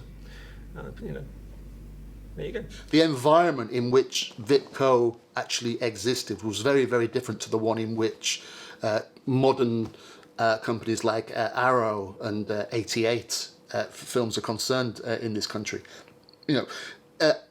VIPCO was developing within a new industry. VIPCO as a company was expanding as the industry was rapidly expanding. And when they started out, they had no knowledge of how this industry was actually going to ultimately pan out. Now, what we have with companies like Arrow, of course, who actually existed initially, as you'll be aware, as a VHS releasing company, going back as far as the 1990s. They were probably much more savvy in terms of developing the products that they were putting out into the market. They were very careful to get involved with high definition restorations, whereas of course by the time they were doing that, VIPCO had put out their own DVD versions of films which were in what many people consider to be substandard versions. If VIPCO were in any way laying the foundation for companies like Arrow and 88, it was in terms of creating a sense of awareness about that kind of film. The sense that it was through VIPCO that fans initially discovered the films. It was only by the time companies like Arrow came along that fans were able to finally experience them in absolutely deluxe versions, in high definition transfers, of course. I think there's a sense that because of that, the whole notion of fan ownership, if you like, of those types of films has kind of lost its countercultural cachet in many ways. There was a kind of punk do-it-yourself ethos to VIPCO in its early days. He had the idea for this company in the late 70s, just in the fallout of the whole sort of punk do-it-yourself attitude. So Arrow is now an internationally established, very, very respectable company, and the fact that they are releasing films like Zombie Flesh Eaters, old VIPCO titles, in these high-definition restorations means that some of that countercultural status has kind of been lost. I mean, you could say that it was lost ultimately when it got a very respectable review in Sight and Sound. No, I mean, these days my life is a bit different. I'd love to be in the film industry. I'd love to be able to have some money to go to Cannes, the Master film in May, which is gone, of course, and MIFED in October time in Italy, and just generally, I used to go to Milan for the film market there, MIFED, M-I-F-E-D, if you've heard of that name. Well, yeah, I guess so, but I mean, come on, there are films worse than those today, that get through and, they just stamp them approved and says bye-bye, out it goes. There's millions of films. We did well with the box sets. And it was good. It was good for the customer. I'm sure they loved them. I'm sure there's plenty of box sets still out there. In my day, it was fairly straightforward. Did a lot of wholesale for a company called S. Gold and Sons, who I'm sure you're aware of. And they represented me, did a lot of business for me, Barry and Tony Gold, who were the brothers that own S. Gold. And we did a lot of business together. They got a good margin out of it, and I got my whack. It was on a handshake deal. I didn't even have a contract with them. I trusted them, they trusted me, and we just got on with business. And that's saying something. Well, you know, if you can do it on a handshake and trust, well, just get on with it. I'm a damn good businessman, you know. Well, a lot of Europe wasn't classic, wasn't, you know, censorship crazy like we were. But, you know, I used to send stuff out of Denmark, SDC Dandisk, a man called Jan Sabro. And, yeah, we used to author up uncut versions and used to ship them out all over Europe. I think it was a bit of a coup to have Zombie Flesh Eaters, which is, you know, one of those classic films which, you know, wasn't available really for a very long time, and when it was heavily cut. So Mike's idea was, you know, he had the uncut version which he had managed to pass through BBFC, and so this whole thing was on the sleeves. You know, for all these releases, he had, you know, he said, let's put on this little panel, strong uncut version, you know, strong uncut version, big strong, because obviously you can't have a weak uncut version. It's a strong uncut version, so it went on everything. So whether that helped or not, I don't know. But Zombie Flesh Eaters, I'm sure, would have been his biggest seller at the time. For me, it'd be Zombie Flesh Eaters, because that was the that was a film that at school everyone was talking about, more so than Dawn of the Dead. And I was very, very young. As I said, I must have been about 10 when I first saw it. And it was a beaten up Betamax. So I had to borrow, my next door neighbour's Betamax machine. I forget how old I was really. And it just terrified me. And it scared me, and I had nightmares, and it was the cut version, and that was how much it had an effect on me. So then I went on to see the uncut version, and so if it wasn't for Mike, I may not be here now talking about horror films. I may not be involved inquiring horror films for the UK, US, whatever. I'm going to film festivals, so I owe Mike a lot in that field. What about you? Yeah, Zombie Flesh Eaters is the one from VIPCO. Yeah. I've still got my strong uncut VHS pre-cert, which is, you know, takes pride of place on my shelf. But I guess even though the sort of in the early 2000s they were getting a bit of flack, at least, I mean, he was kind of the only one releasing this stuff though. Even though there were sort of films like New York Ripper that he was releasing, which were cut to ribbons. He was still at the time the only one releasing that sort of stuff. It's a different story now because there are quite a few labels out there who are doing this sort of stuff, like 88 Films and certainly Arrow, but he was the only one doing it. But Mike was the first person there. He took a gamble. He took a big financial risk, and it was a great unknown, VHS, and these films are uncensored, and he just released them, and he made a lot of money. And he made people like me and Kevin very happy. For me, the most significant VIPCO release is The Driller Killer. Partly for personal reasons, in that it was one of those films at the time of the Video Nasties kerfuffle. Whenever there was an unsympathetic article, and they were all unsympathetic, the titles they pulled out were The Driller Killer, SS Experiment Camp, Evil Dead, and a whole bunch of others. And so it was the epitome of violent, atrocious rubbish. Yeah, and an offence to good nature. Yeah, and I was the first person, I think, to come out in print and watch this thing and say, you know what, this is actually a good film. This has more in common with, Peeping Tom or Repulsion than with Blood Feast. Yeah. By the time of Ms. 45, people sort of had to admit that whether they liked him or not, Abel Ferrara was a genuine filmmaker. And then subsequently his career has been sort of wayward and interesting and mowed it in all kinds of ways. But serious. And I would argue that the Driller Killer is where all that starts. And certainly my first watch of The Driller Killer, which was in a 2 or 3 day VHS watching jag, where I watched. I was researching my book Nightmare Movies, and in that burst of films, I remember seeing Alligator, Headless Eyes. It was the first time I watched Inferno, and a ton of other films, and The Driller Killer was the one that stood out as and made me and the guys who were sitting there watching this sort of sit back a bit. Not because of how shocking it was. Because I don't think, I mean, it's not particularly more gruesome than Headless Eyes, a film that nobody, except Steve Thrower, will make any claims for. But because of how strong it was, how interesting it was, and how much fun it was to debate, and for a while I think I became a bit of a booster of it. I kept trying to make people watch it and saying, no, this is seriously an important film, and you shouldn't just, because it was a title, and it's just because it's a funny title, it got bandied around.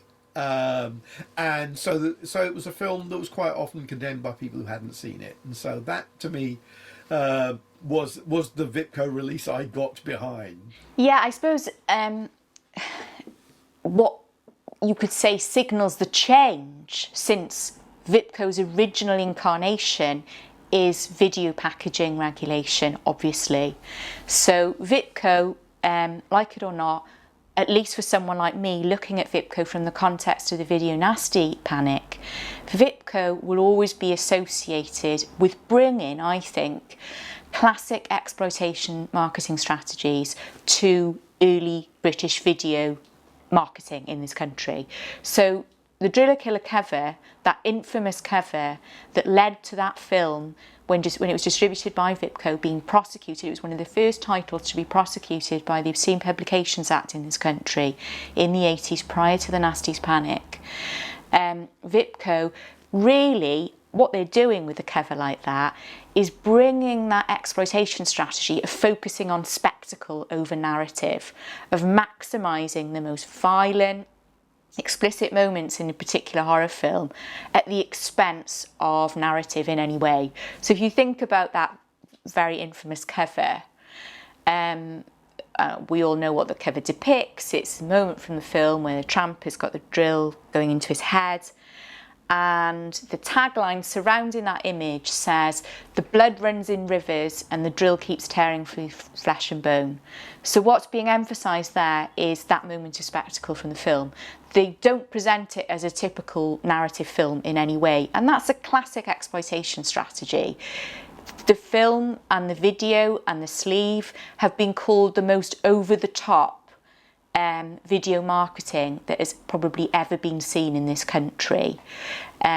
But actually, VIPCO were actually drawing on strategies that have been employed, I think, in the US in exploitation cinema way before the 80s, in the 50s and even before that.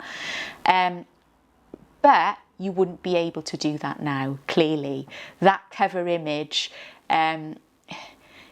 it's iconic, and part of its iconic appeal, regardless of how offensive you might think that cover is the fact that it represents a time in the video industry that we will never have again, because we are now in a more regulated climate in regards to packaging and the way in which horror films are promoted as much as the films themselves and their content. Well, I used to go into the board, see a few of the guys, John and a few of them, and just say, like, you want some DVDs? There's a box full of DVDs for you. You know, they loved it. They loved it, absolutely loved it. I wasn't trying to bribe them or anything. It was just say, I'm doing okay, you give me certificates, have a nice day. I wish I had my copies of my certificates now, I don't have them anymore. But we also, in fairness, put out a nice film called Tim, with Mel Gibson. And we did all right with Tim. It was an Australian film. Yeah, the Groove Tube. I knew of the Groove Tube. I'd seen trailers for it many a time. I think the Scar used to run sort of clips of trailers and such like. And I think the Groove Tube was one of those ones that kept popping up. I'd never seen the film. Mike said he had it in his collection, and we were going to do a cover. And I think he had very little material. Or there was no material, perhaps, though. So he said, have a look at it and see what you think. And I did look at the original poster, and I kind of looked at the film. And I think, for me, I just took that great scene with the apes. And I love the fact it lampooned 2001. And I kind of basically just concentrated on that. I have seen images now for covers and posters which I don't know when they appeared, whether that was the original poster, even there was a kind of monkey with a TV head. So whoever did that obviously went the same route as well, though. But for me, you know, there was no money in it, so it was just like I threw together something quite quickly, little sort of very quick little bit of artwork, which I think I photocopied, then painted over. And actually, for that reason, I kind of that's probably my favourite of the releases, simply because I actually had a lot more input into it, though. Groove Tube, I quite enjoyed. I'd happily watch it again, and I think it's so wonderfully dated now that actually it's come back into its own, as many films do. They suddenly take on a whole new kind of texture because they're an artefact of their time. They're too far away to be embarrassed about now. So yeah, it's probably going to be on the classics list at some point, I'm sure. Blood Camp Thatcher. You know why I did that? I kind of, is it? Because Margaret Thatcher was the Prime Minister at the time. So it was just a Mickey take, that's all. But then I did Lord Buckethead with Gremloids. You know, and that took off and did all right. That sold quite nicely, thank you very much. It was sci-fi, you know, it was a good film. I authored that at a company called Video Time in Greek Street. I remember doing that because it was 3D. So we had to have a special process that could work for video. No, what happened was, Michael Myers did a Miracle Films. He called it Zombie Flesh Eaters, and he put it out in a double bill with Island of Mutations or something, if I remember correctly. Well, we did the cut version at 1950. Then we released the strong uncut version and put it out at 26.50 to the trade, because they were going to make money. And bulk orders, we give 20% off or something, right? To the trade, to, you know, all the video wholesalers and everything. They all got their margins. And the uncut version took off like a rocket. Did you think it would? Yeah, of course, it was an astute decision. Well, we did the Cult Classic collection, and we were very sneaky. The logo for Cult Classics we made look like the Coca-Cola logo, and it was really quite funny. Wanted to take the mickey out the Coca-Cola company. And I remember you released the New York Ripper on video, didn't you? Yeah, horrible film. Didn't you? No. As this House on the Edge of the Park. That caused you a lot of problems. Yeah, I didn't like it. So anyway, it's history. I put them out. And did you ever have bad reviews? Oh yeah. How did you kind of deal with like negative? Well, as far as I was concerned, it was good news, because they were still doing PR for us, and people made up their own mind, and they just, well, there you go, we're still going to get the film. Yeah, I did. I just wanted to live a life. You know, I mean, we did loads of PR. You know, even that advert in TV Times. It was a coup. TV Times accepted it. You know, big publication. They accepted the advert, paid them $27,000 or something. Yeah, I think he had this idea that, much like Tim, that keep it simple, you know, and i.e. not spend much money, but actually he had this idea, yes, to make it look classy. It never looked classy because it was just what it was, though. You know, you can't make the Deadly Spawn look classy, or Tim even, you can't make it look classy. It's just Mel Gibson, you know, for God's sake. But anyway, that's Mike. He had a flat in Brent Street, in between Hendon and Golders Green, and I remember going to see him, and I think it was either a 1-bed or 2-bed flat, and the floor was covered with plastic boxes, sleeves, and him and his wife, all they were doing was putting the VHS cassettes in the boxes, putting the sleeves in the packaging, and posting them and sending them out. And he started in this 1-bedroom flat in Brent Street, running the DVD business, and it grew from there. And I believe his neighbours, he had lots of complaints from his neighbours because of all the deliveries, because it was actually a residential block. So eventually he moved out, he bought a lovely house, and he did it from his house. And eventually he was doing it at Barry Gold or Bloods. They were doing all the packaging and distribution for him from the wholesalers. But he actually started in a 1-bedroom flat, and he did really, really well. Good luck to him. I think VIPCO really did pave the way for a company like Arrow. the market has changed irrevocably. There is, it's kind of. I've talked about this as the kind of the gentrification of the exploitation market. So in the early days of the video nasties, these distributors weren't releasing video nasties; they were just releasing products. Some of them were horror, some of them were thriller, whatever. But they end up getting grouped together collectively. From 91, 92, when VIPCO returned and they start capitalising on this idea of the brand, I think that's when the market begins to change. And that's not to say that it wasn't always going to change anywhere. There's a fantastic chapter by an American academic called Rayford Goins, where he looks at the remediation of Italian horror films in America. And basically what he talks about is the idea that the VHS was traditionally understood as a gore object, and DVD is then an art object. So the ideas about the quality change. And I think because VIPCO lasted so long, they span this intersection. But that's not even the right word, is it? They span this entire period.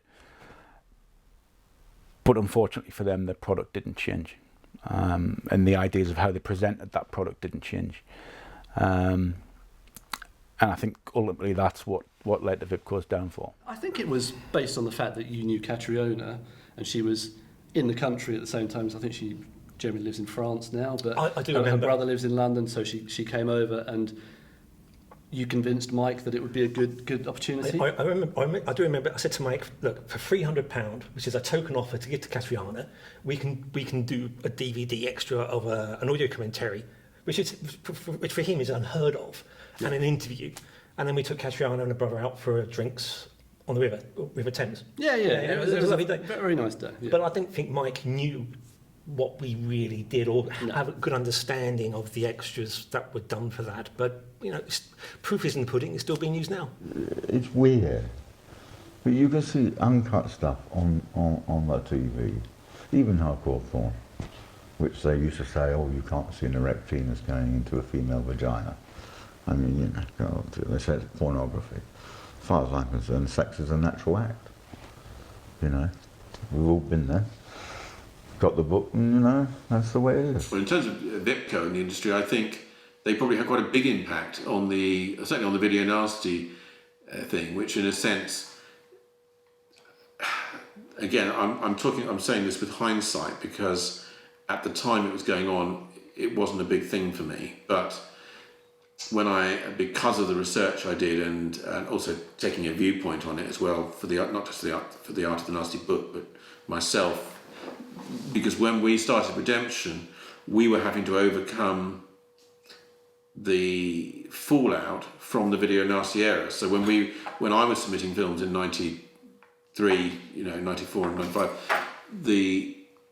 everything was being, in terms of censorship and the BBFC's reaction to the films I was submitting, was determined by what had happened 10 years previously during the video nasty era. And the impression I got was that companies like VIPCO and some of the other companies, these were people in charge of those companies, I guess, who were just trying to make money, and there's nothing wrong with that. And I think they were kind of using the phrase like, to sell, be nasty, and so they were being nasty. And so the more gory and shocking and over the OTT the covers could be, that was the remit, and that there's a history with that, in the sense they're like showmen. They're trying to, they want people to pick it off the shelf, and I said that in my intro to the book, and I think it's true. They were also a product of the 70s, in the sense everything in the 70s was aimed to shock. I mean, from Oz magazine, from the punk thing, from pornography. Everything, and the films that were coming out in the 70s. The Straw Dogs, The Exorcist, Don't Look Now. There was just almost anything that came out in the 70s. All the big shockers, if you like, Clockwork Orange, that people still now, 30, 40 years later, they still cite these are the big shocking films. And that was the background that the guys that was the early film industry or the early video industry, that this is the background they came from. Everything was sort of deemed to shock and nothing shocked in a sense. So that was fine by me. I think where they messed up was they had a very cavalier attitude to fighting it. Oh, this doesn't matter, it doesn't matter, and not really taking any responsibility for what they were doing, and most of all, I think not seeing the writing on the wall. And I think perhaps had they been less cavalier about it, they might have been able to diffuse the situation, with the press, with MPs, and they could have probably. What I'm trying to say is that if they had done that and been slightly more conciliatory or clever, they might have been able to avoid the Video Recordings Act, which came through for Graham Bright's bill, which was kind of came in on a wave of hysteria, and I think they might have been able to avoid that. As it happened, they didn't, and anyway, I'm saying all this with hindsight.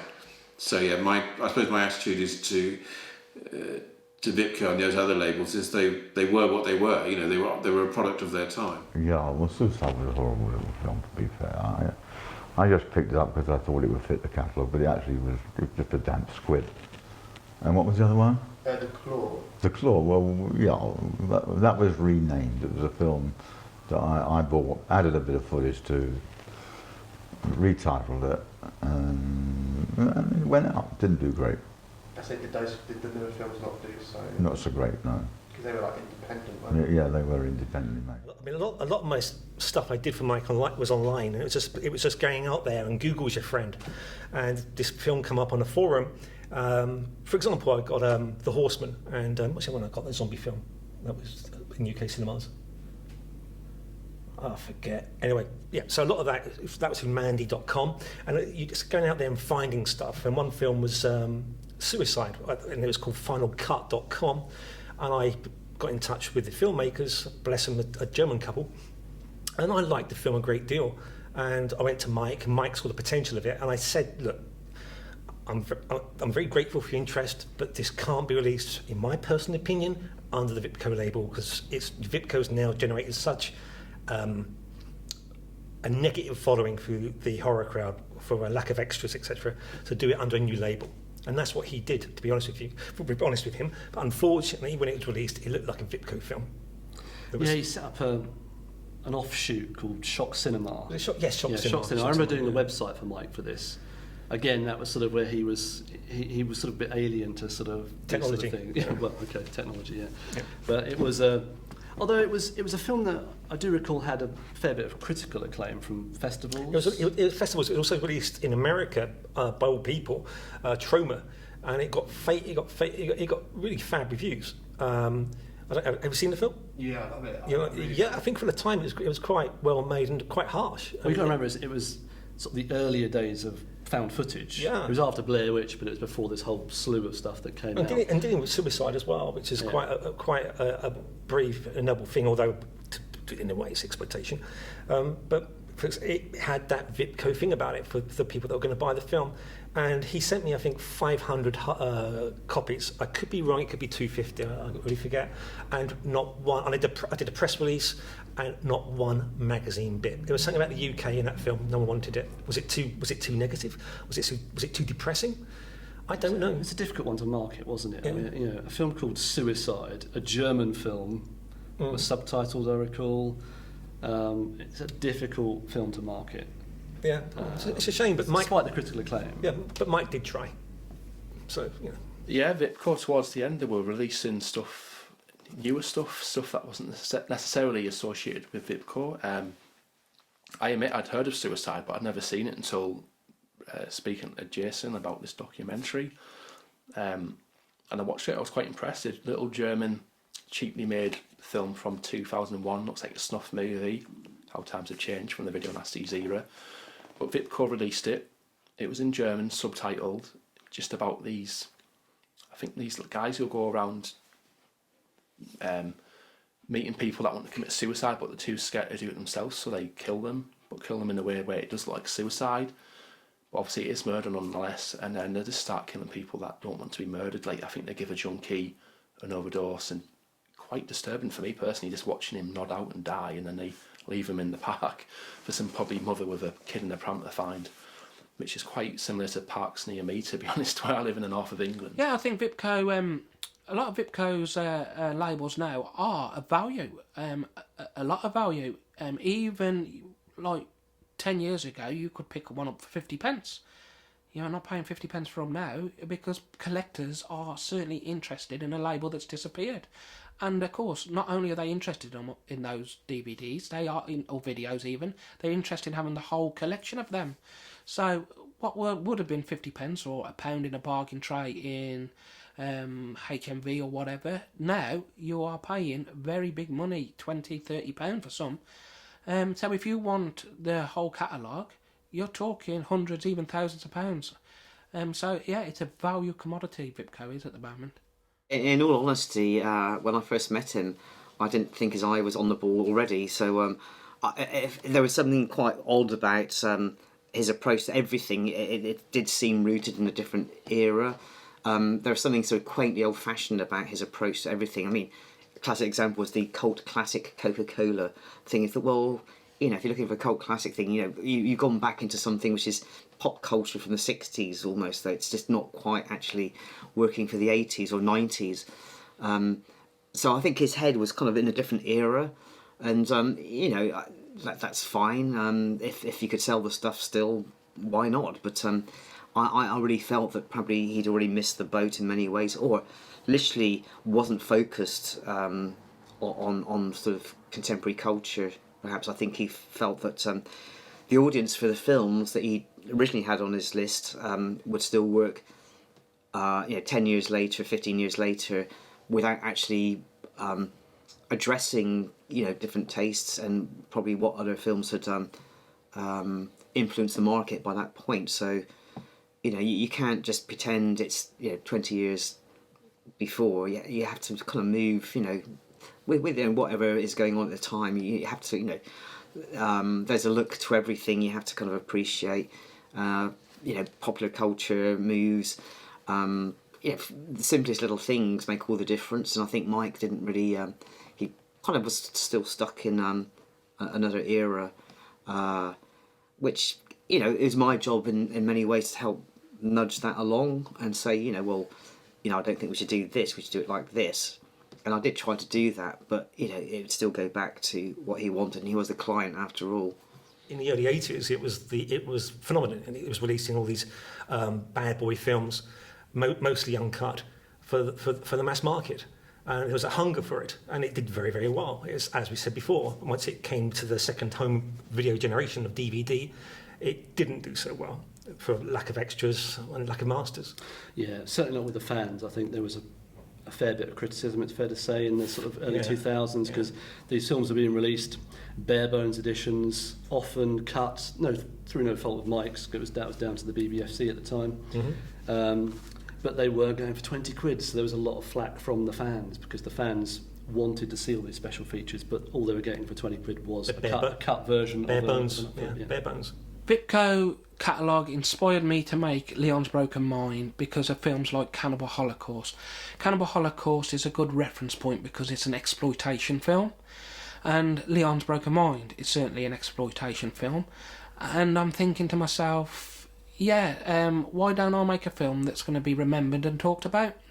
And Cannibal Holocaust was talked about, and we would certainly have not had that inspiration if VIPCO hadn't put that on their label. He certainly had this idea that his product was unique, that VIPCO was its own kind of brand, apart from everybody else's. I mean, companies like Artificial Eye had their own kind of very distinct branding. BBC, other kind of companies had their own kind of identity, which was very specific.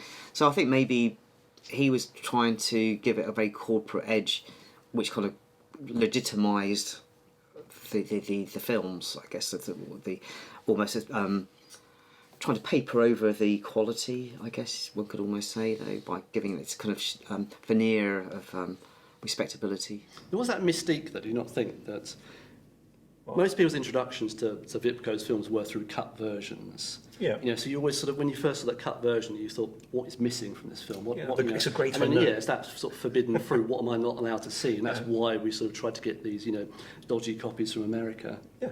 Yeah. I made Spookies.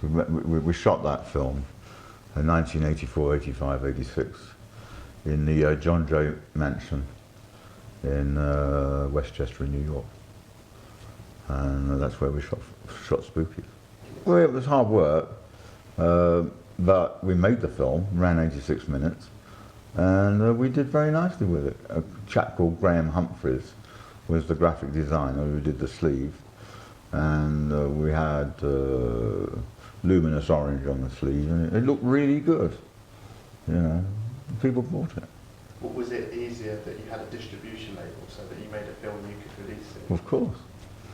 Could make a film and know that I had an output. Well, they got pirated around the world. It's impossible to police it. But it's old hat. There's millions of films out there now. People love, you know. Even back to the good old Star Wars, you know. George Lucas Spectacular. Well, no, he went to America. What he did was he bought a house in Uphill Road in somewhere near Mill Hill. It was quite a very big house. Then he doubled the size of the house. It was like a Roman villa with the pillars at the front. Cost him a fortune. He only had his wife and his late son living there, and the son was only a child, a baby. And he went off to America to make this film, Spookies, and one other which I can't think of. I wish I could, but I can't. And he was gone for quite a while, and of course his wife was in the house and with the child, and she got totally fed up, and that was the beginning of the end for their marriage. But neither of the two films he made over there was successful, in not to the degree that it cost him. So he lost a lot of money on that, because he felt that everything that he did was going to turn to gold, but of course in the end it didn't. I think Mike felt that he'd been very successful, which he had been with VHS, and I think he just wanted to make something that he was involved in from day one.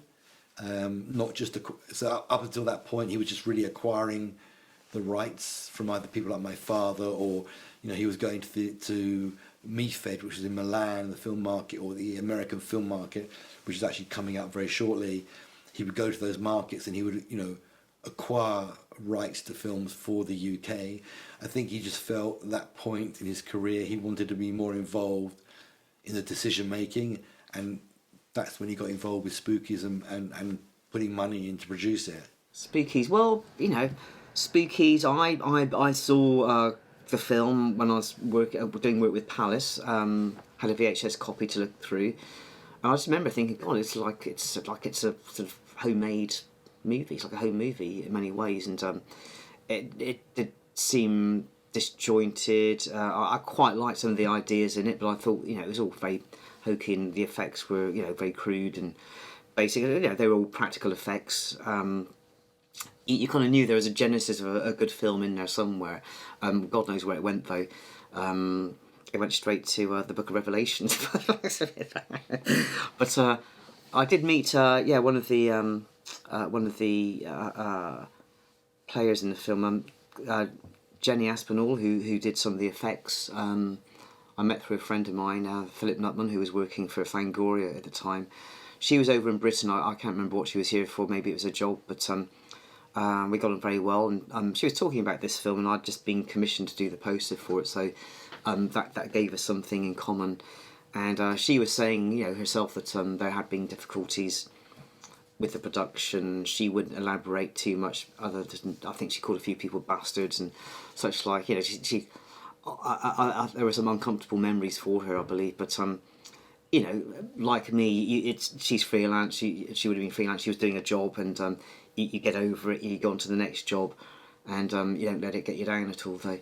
So I was aware there were difficulties with it.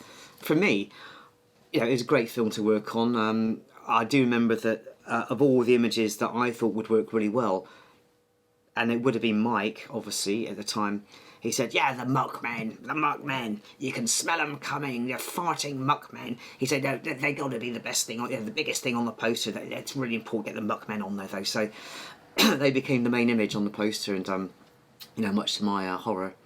But what can you do? Late one night, I think it was November 2017, I was watching one of my favourite movies, actually. It's also one of my favourite VIPCO titles, but it's this title here, Spookies, which I've brought along here. Spookies, it's just a mad film. If you've not seen it, I can't really describe it, and if I did, you think I'm making it up. And in some ways, it's probably a made-up film, but Spookies, as you can see, it's VIPCO. So when I was watching it, I thought, that's VIPCO. What happened to VIPCO? I knew they went out of business. I don't quite know why. They did some shocking DVD transfers, because I still have my collection, and that's when I thought, you know what, there's a lot of stuff out there about VIPCO. Either it's true or wrong, a lot of bad stuff, very little positive. There's not much known about the closure. I want to find out. And then it sort of hit me, if I want to find out these answers, it might take a long time, it might be easy. But if I did it as a book, write about the history of VIPCO, use writing the book as a chance to rewatch all the VIPCO films, do research on VIPCO, it might make it an easier, less daunting task to write the book. So I decided on VIPCO, did a bit of research on Spookies, found out it was actually sort of financed by VIPCO. Michael Lee, the owner of VIPCO, went out there, he financed the film, he went to America. It's very stressful for him, it's very stressful for everyone involved by all accounts, because it was originally directed by two people, Duran and Faulkner. They made a film called Twisted Souls. Michael was very hand-on in the making of that film, and it got to the point where they had enough of Michael's interference, as they called it, or Michael probably called it his input, because Michael kept recommending changes to the plot, changes to characters, to the effects. He wanted this here, that there, he wanted this to be called this.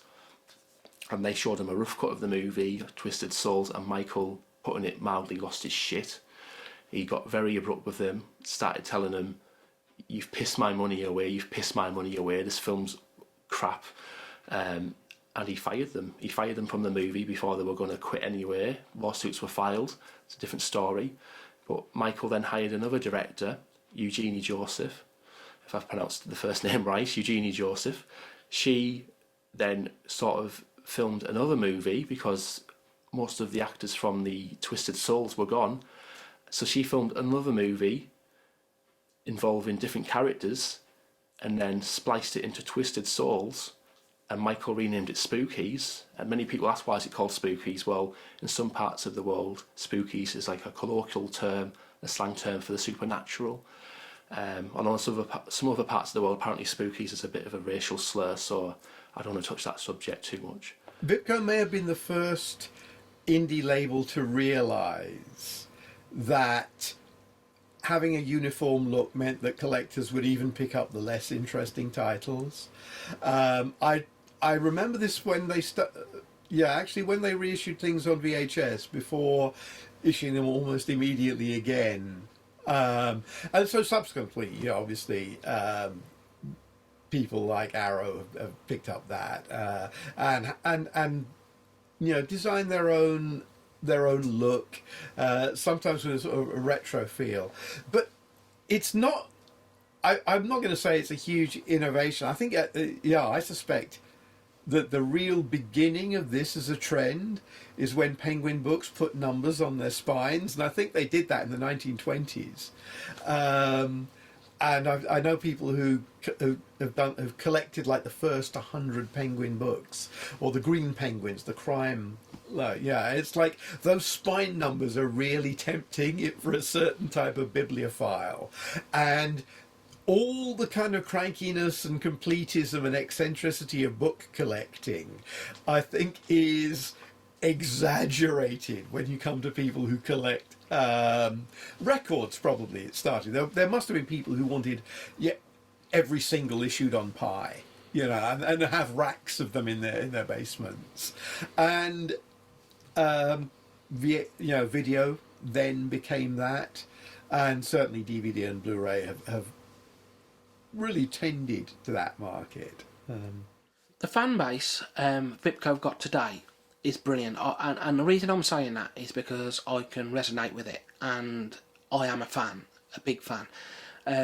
As there are a lot more people who are fans who weren't even around when VIPCO were releasing their early stuff, and I think the fans today are keeping VIPCO as a label alive, and it's part of film history. It might not be a history that some people want to remember, because some people love VIPCO, some people hate VIPCO, but would the film industry be better without VIPCO in it? Definitely not.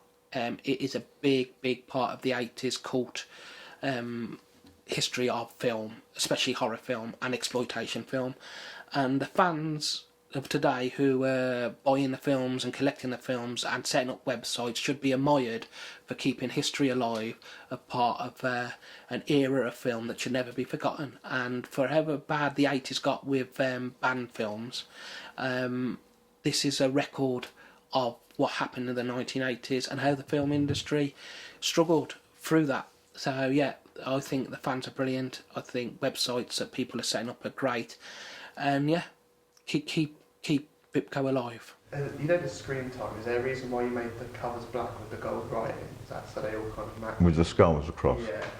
Yeah, it was just easier to do that than do an illustration for each one. Got away with it as well. When it comes to forerunning a film distribution, VIPCO certainly paved the way, along with very few others. When you look at Arrow today and look at some of their titles, which were VIPCO titles that have now been released on Arrow, it certainly has paved the way for them to keep going in that way. And what it's doing, it's giving the modern day audience, the youth of today, if you like, the same opportunity that VIPCO gave me as a youngster to follow maybe not so much mainstream films. So anybody who's of the youth today that would be interested in non-mainstream films, they would go to Arrow and 88 Films to watch these type of films that I watched that VIPCO sent me. So yeah, I think Arrow Films are basically a modern day VIPCO, but with a lot more finesse. I think that it was a company that had its moment, and then sort of tried to get another bite, and things had changed. And there were a lot of filmmakers like that as well in the video era. There were all these people like Jesus Franco, Jean Rollin, Paul Naschy, who made their kind of seminal works in the 1970s, and then sort of became a bit better known in the 80s and 90s because like fans would seek them out and write about them, and their older works would be reissued and taken seriously in a way that they'd never been before. And so all of those people towards the end of their lives made, I think, pretty terrible sort of fan-funded, often shot on video type thing. And I'm still collecting now if I can, despite the fact I've already got some of the films as re-releases from other companies, but if I can find it on Blu-ray, DVD, or even VHS from the 80s and 90s, VIPCO, if it says VIPCO, then I have to have it. And I think that shows that as a collector, you never forget your first, and I guess for me really, VIPCO was my first company that I wanted to collect. And there's all these companies today out there, brilliant companies, no denying that, Arrow Video, Shameless, Blue Underground, but I still go for VIPCO. No, I think it's great. I mean, I think it's great that, you know, the label in a way is carrying on, even though it's on eBay or through other selling sites. I think it's great. I'm sure, you know, if Arrow or another company wanted to, some of the other titles he had potentially could be relicensed. The only issue really is finding the producers. I find this with a lot of films. People come to me and say, do I know who owns this title? And I say, I can try and find out. But in many instances, a lot of these producers are dead now, you know, or, you know, they've got dementia or gone senile in the States, and no one knows where the properties lie anymore. That's the biggest problem. I think VIPCO had despite this idea that they were a no-frills company in the DVD industry in particular, so post-video recordings, when the video industry had been cleaned up, as it were, They were seen to be this kind of no-frills company. Despite that, I think they were quite pioneering company. I mean, particularly what I find interesting about VIPCO is the way in which they were quite inventive about how they marketed the films that they had when they sort of reinvented themselves post Video Recordings Act.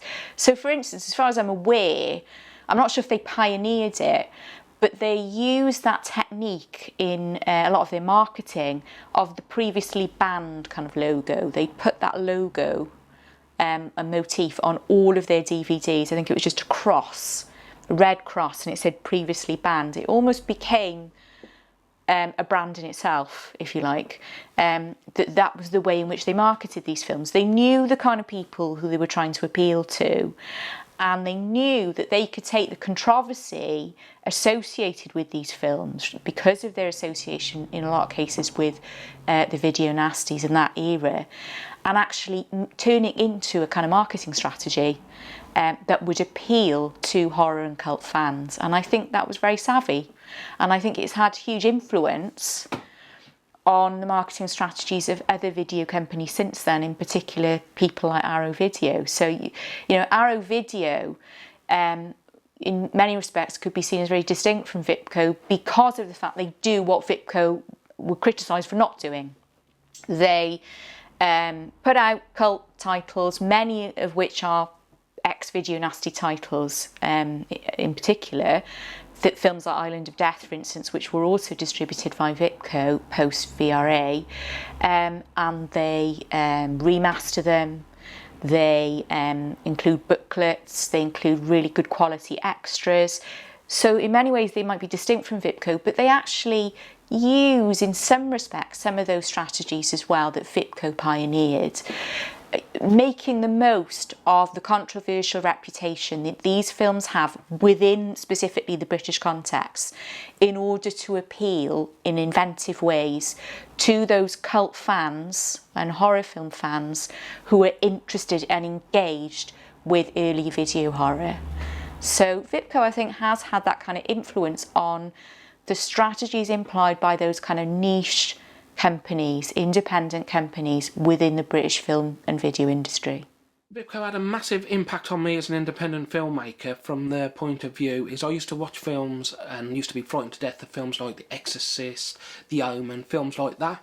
Well, VIPCO really showed me the way to like different types of films, not mainstream, and that's had a massive impact on my filmmaking career and the way that I make films, and more to the point that I can actually watch more VIPCO-esque films these days, more independent films, films that like Arrow were releasing, 88 films, Trauma to a degree. A lot of these labels have actually sent me that way, and it is VIPCO really that started that for me, and that's why that's had a massive impact on my filmmaking career. I do an impression of Mike. Jay, what's this film you've got? And I'd be going, well, it's called Nights of Terror, which is the international title. It's also known as Burial Ground in the US, and it's a fairly low-key, gory Italian horror film. And it's good fun, and it suits the label. We can't call it that, it's ridiculous. What about Zombie Dead? And that's quite a ridiculous title, because zombies are dead. So you should be calling it Zombie Dead. Doesn't matter. But Mike wanted Zombie Dead, and he was my boss. And so that went. Other companies, 88 Films, have released former VIPCO films, and have even retained the VIPCO name. So, Double Jeopardy from 1982, I believe, that was released actually by VIPCO as Double Jeopardy. And then in the early 90s, when Michael re-released it, he decided to change the name of it to Prosy, because, well, there's a prostitute in it, and Prosy is British slang for a prostitute. And it's certainly a more eye-catching title than Double Jeopardy, which sounds more like a film about law enforcement than a prostitute who finds the London Bridge in Arizona. But Michael renamed it Prosy, and that was in 92, 93. And then fast forward to 2015, 2016, and it's getting re-released in the UK for the first time since then. And instead of being released under its original name, Double Jeopardy, or another name it had, which was Olivia, 88 Films retained the VIPCO name of Prosy. Now, I think the only reason why they had that name is because they've decided rightly that there's a fan base out there that recognises it as a VIPCO release and the VIPCO name. So again, I think that shows VIPCO is integral to the home video market in the UK, because years after they've closed, years after their releases were done, modern day companies who are doing much better job than VIPCO are still choosing, if they're releasing a former VIPCO title, to retain the VIPCO name. So I had this one called Massacre in Dinosaur Valley, and it's a cheap Italian horror film. There's not a bad title, though, is it? This is my point. Yes, there's not much in the way of dinosaurs in it, and cannibals are fairly low-key. But it's an Italian horror film full of schlock and boobies, that kind of thing that the market likes. And he said to me, Jay, what's this film? And I told him, he goes, you can't call it Massacre in Dinosaur Valley. And I said, well, it's got massacres in it, and it's got dinosaurs. It's pretty good as Massacre in Dinosaur Valley. No, that's ridiculous, Jay. What should we call it? And I had a... Then I realised how he worked and what he wanted. He wanted that market. And I went, what about Cannibal Ferox 2? Brilliant, that's a Joker's genius, I like that.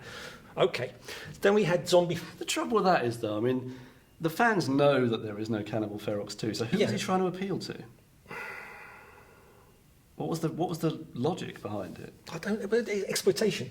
Would it really appeal to people who didn't know about... they heard about Cannibal Ferox, but just didn't know that there I can see Mike's side and I can see my side, but that's what he wanted. But he wanted that schlock appeal. For example, and this is true, Bruno Mattei, Lucio Fulci, Claudio Fragasso, Zombie 3, Atrocity. It's good fun. But Mike was right. So, Joe, we can't call it Zombie 3. And he's perfectly right, because you can't call a film Zombie 3 in the UK, and you haven't got Zombie 2 or Zombie 1. It's Dawn of the Dead or Zombie 2, Zombie Flesh Eaters, Zombie 3. So I said, Zombie Flesh Eaters 2. And that title was stuck because Film 88 released it, and it's called Zombie Flesh Eaters 2. And do you know what the tagline was there? The hand of death is back. The hand returns. The hand returns. Boo. But they're really good. They're really good days. So he'd be on the phone to me, and we say, "What should we call this film?" So then I knew how Mike worked. It was very, very good fun. But some of the UK fans hated it. I do understand. This one, when I was at school, caused quite a lot of laughs because it's Zombie Nosh. Now, Zombie Nosh is actually known as Flesh Eater everywhere else in the world, or the Flesh Eater, or I think even Revenge of the Living Dead, because it stars Bill Heinzman, who played the first screen zombie in Night of the Living Dead back in '68. He financed this movie, he edited it, directed it, acted in it, his wife was in it, his granddaughter was in it, his neighbour was in it, his son was doing lighting, boom work. It was made very cheap and it shows.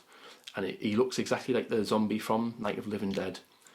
It's called Flesh Eater, and scenes, but it's a few gory scenes, and there's a scene where he sexually molests a nude young woman a bit too much for my liking, taking advantage of being a director, as a zombie when she's in the shower. Director's perks, I guess you could say. But it was re-released by Michael in the UK's Zombie Nosh. Now, I'm assuming that means that the characters who were killed in the film and then munched on are the Nosh, Zombie Nosh. They're going to be eaten and you'll get your Nosh down, yes, as it goes. But where I come from in the northeast of England, Nosh means something very different. And I feel a bit embarrassed saying this on film, but here we go. Nosh means blowjob, where I come from. So talking to your lads after a night out, your friends after a night out, oh, I got a nosh off last night from this beautiful girl, or she noshed me off. So when Zombie Nosh, when I first saw this, I was a bit older by this point, I was 12, but I knew what nosh meant. And I saw a film called Zombie Nosh. I honestly thought, does this have a zombie giving somebody a blowjob? And to be honest with VIPCO, that's probably closer to the truth with some of the films. But Zombie Nosh was Flesh Eater, and I don't know what the Flesh Eater people think of being called Zombie Nosh, but where I come from, we certainly think that's a funny title. The horror collectors in my area think that's funny. We did a few, yeah. We put Shogun out at the cinema. Well, I mean, cinema releases, it's not the bit that I like. I like the video release. Cinema harder to... Well, I just want to go to the cinema to watch a film. He was the longest lasting video label of all, I believe. I don't believe there's any label that at that time still exists. I think he did care. I think he was very passionate about the films. I think he was so passionate about film per se that actually he forgot to be passionate about the contents of the film sometimes, though. I think he just loved the idea of releasing stuff. And yeah, I think he genuinely did enjoy the films, mostly, that he put out. Some of them he would know they weren't very good films, but he was just passionate about making sure it was out there. I think that he, being an independent operator himself, he understood and appreciated independent filmmaking, and he wasn't interested in the big film companies at all. He didn't feel he was competing with them whatsoever. So I think that he knew that it was a niche market, and he knew that actually he could sell to that niche market, as indeed we mentioned other companies like Harrow and 88, etc., Second Sight. They know their market, and I think if you can just target that market, which is now of course global, as opposed to when Mike was releasing stuff, which was very it was kind of very tied to the UK in distribution, then I think that it's all very good. What does VIPCO mean to me? It means accessibility, because again, it allowed me to access these horror films that as a kid I only got to see the covers of or hear of. When I got the internet in 2000, when I was 16, it allowed me to explore more horror and realise that actually a lot of these horror films I wanted to see, VIPCO were just starting to re-release on DVD at this point. So VIPCO to me meant Michael Lee, the owner of VIPCO, was bringing these films to the UK and allowing a lot of other people, not just me, to see these films for the first time, allowing him to access these films that people, say for the 80s when it was the Video Nasties era, people had only heard of these films like Zombie Flesh Eaters and Driller Killer. But Michael's releasing them in the UK, allowing people to see them for the first time. And admittedly, some of them got Michael in hot water. Made Leon's Broken Mind. I've got it here somewhere. Let's have a look. There you go. There it is on the VIPCO label. Yep, and I think at the back it says, "What happens when your mind gets broke?" And in typical VIPCO style, it says, "All shit breaks loose." So yeah, that is my homage to VIPCO. So when I think of VIPCO, I just think of a company that was testing the water, releasing random films to try and get a grasp on who the video market was. And you can tell from the early murmurings of video nasty hysteria from the likes of the Daily Mail and elsewhere, when you see VIPCO titles being mentioned there, you can see just how fortuitous, if you like, it was for VIPCO's films to be mentioned in those reports, because of course what that meant was, VIPCO, this small label, all of a sudden were getting free exposure in the national press, and as a consequence that was rippling throughout the trade as well. So VIPCO very quickly became associated with violent horror films, when really, frankly, if you look at its early catalogue, it could have been associated with any genre really. It just so happened that the Video Nasties thing took off, and VIPCO found itself right in the middle of it. VIPCO, that means Michael Lee. It means a friendship going back very many years, filled with love, tragedy with Michael's son, and doing lots of very good business, and a very trusting relationship.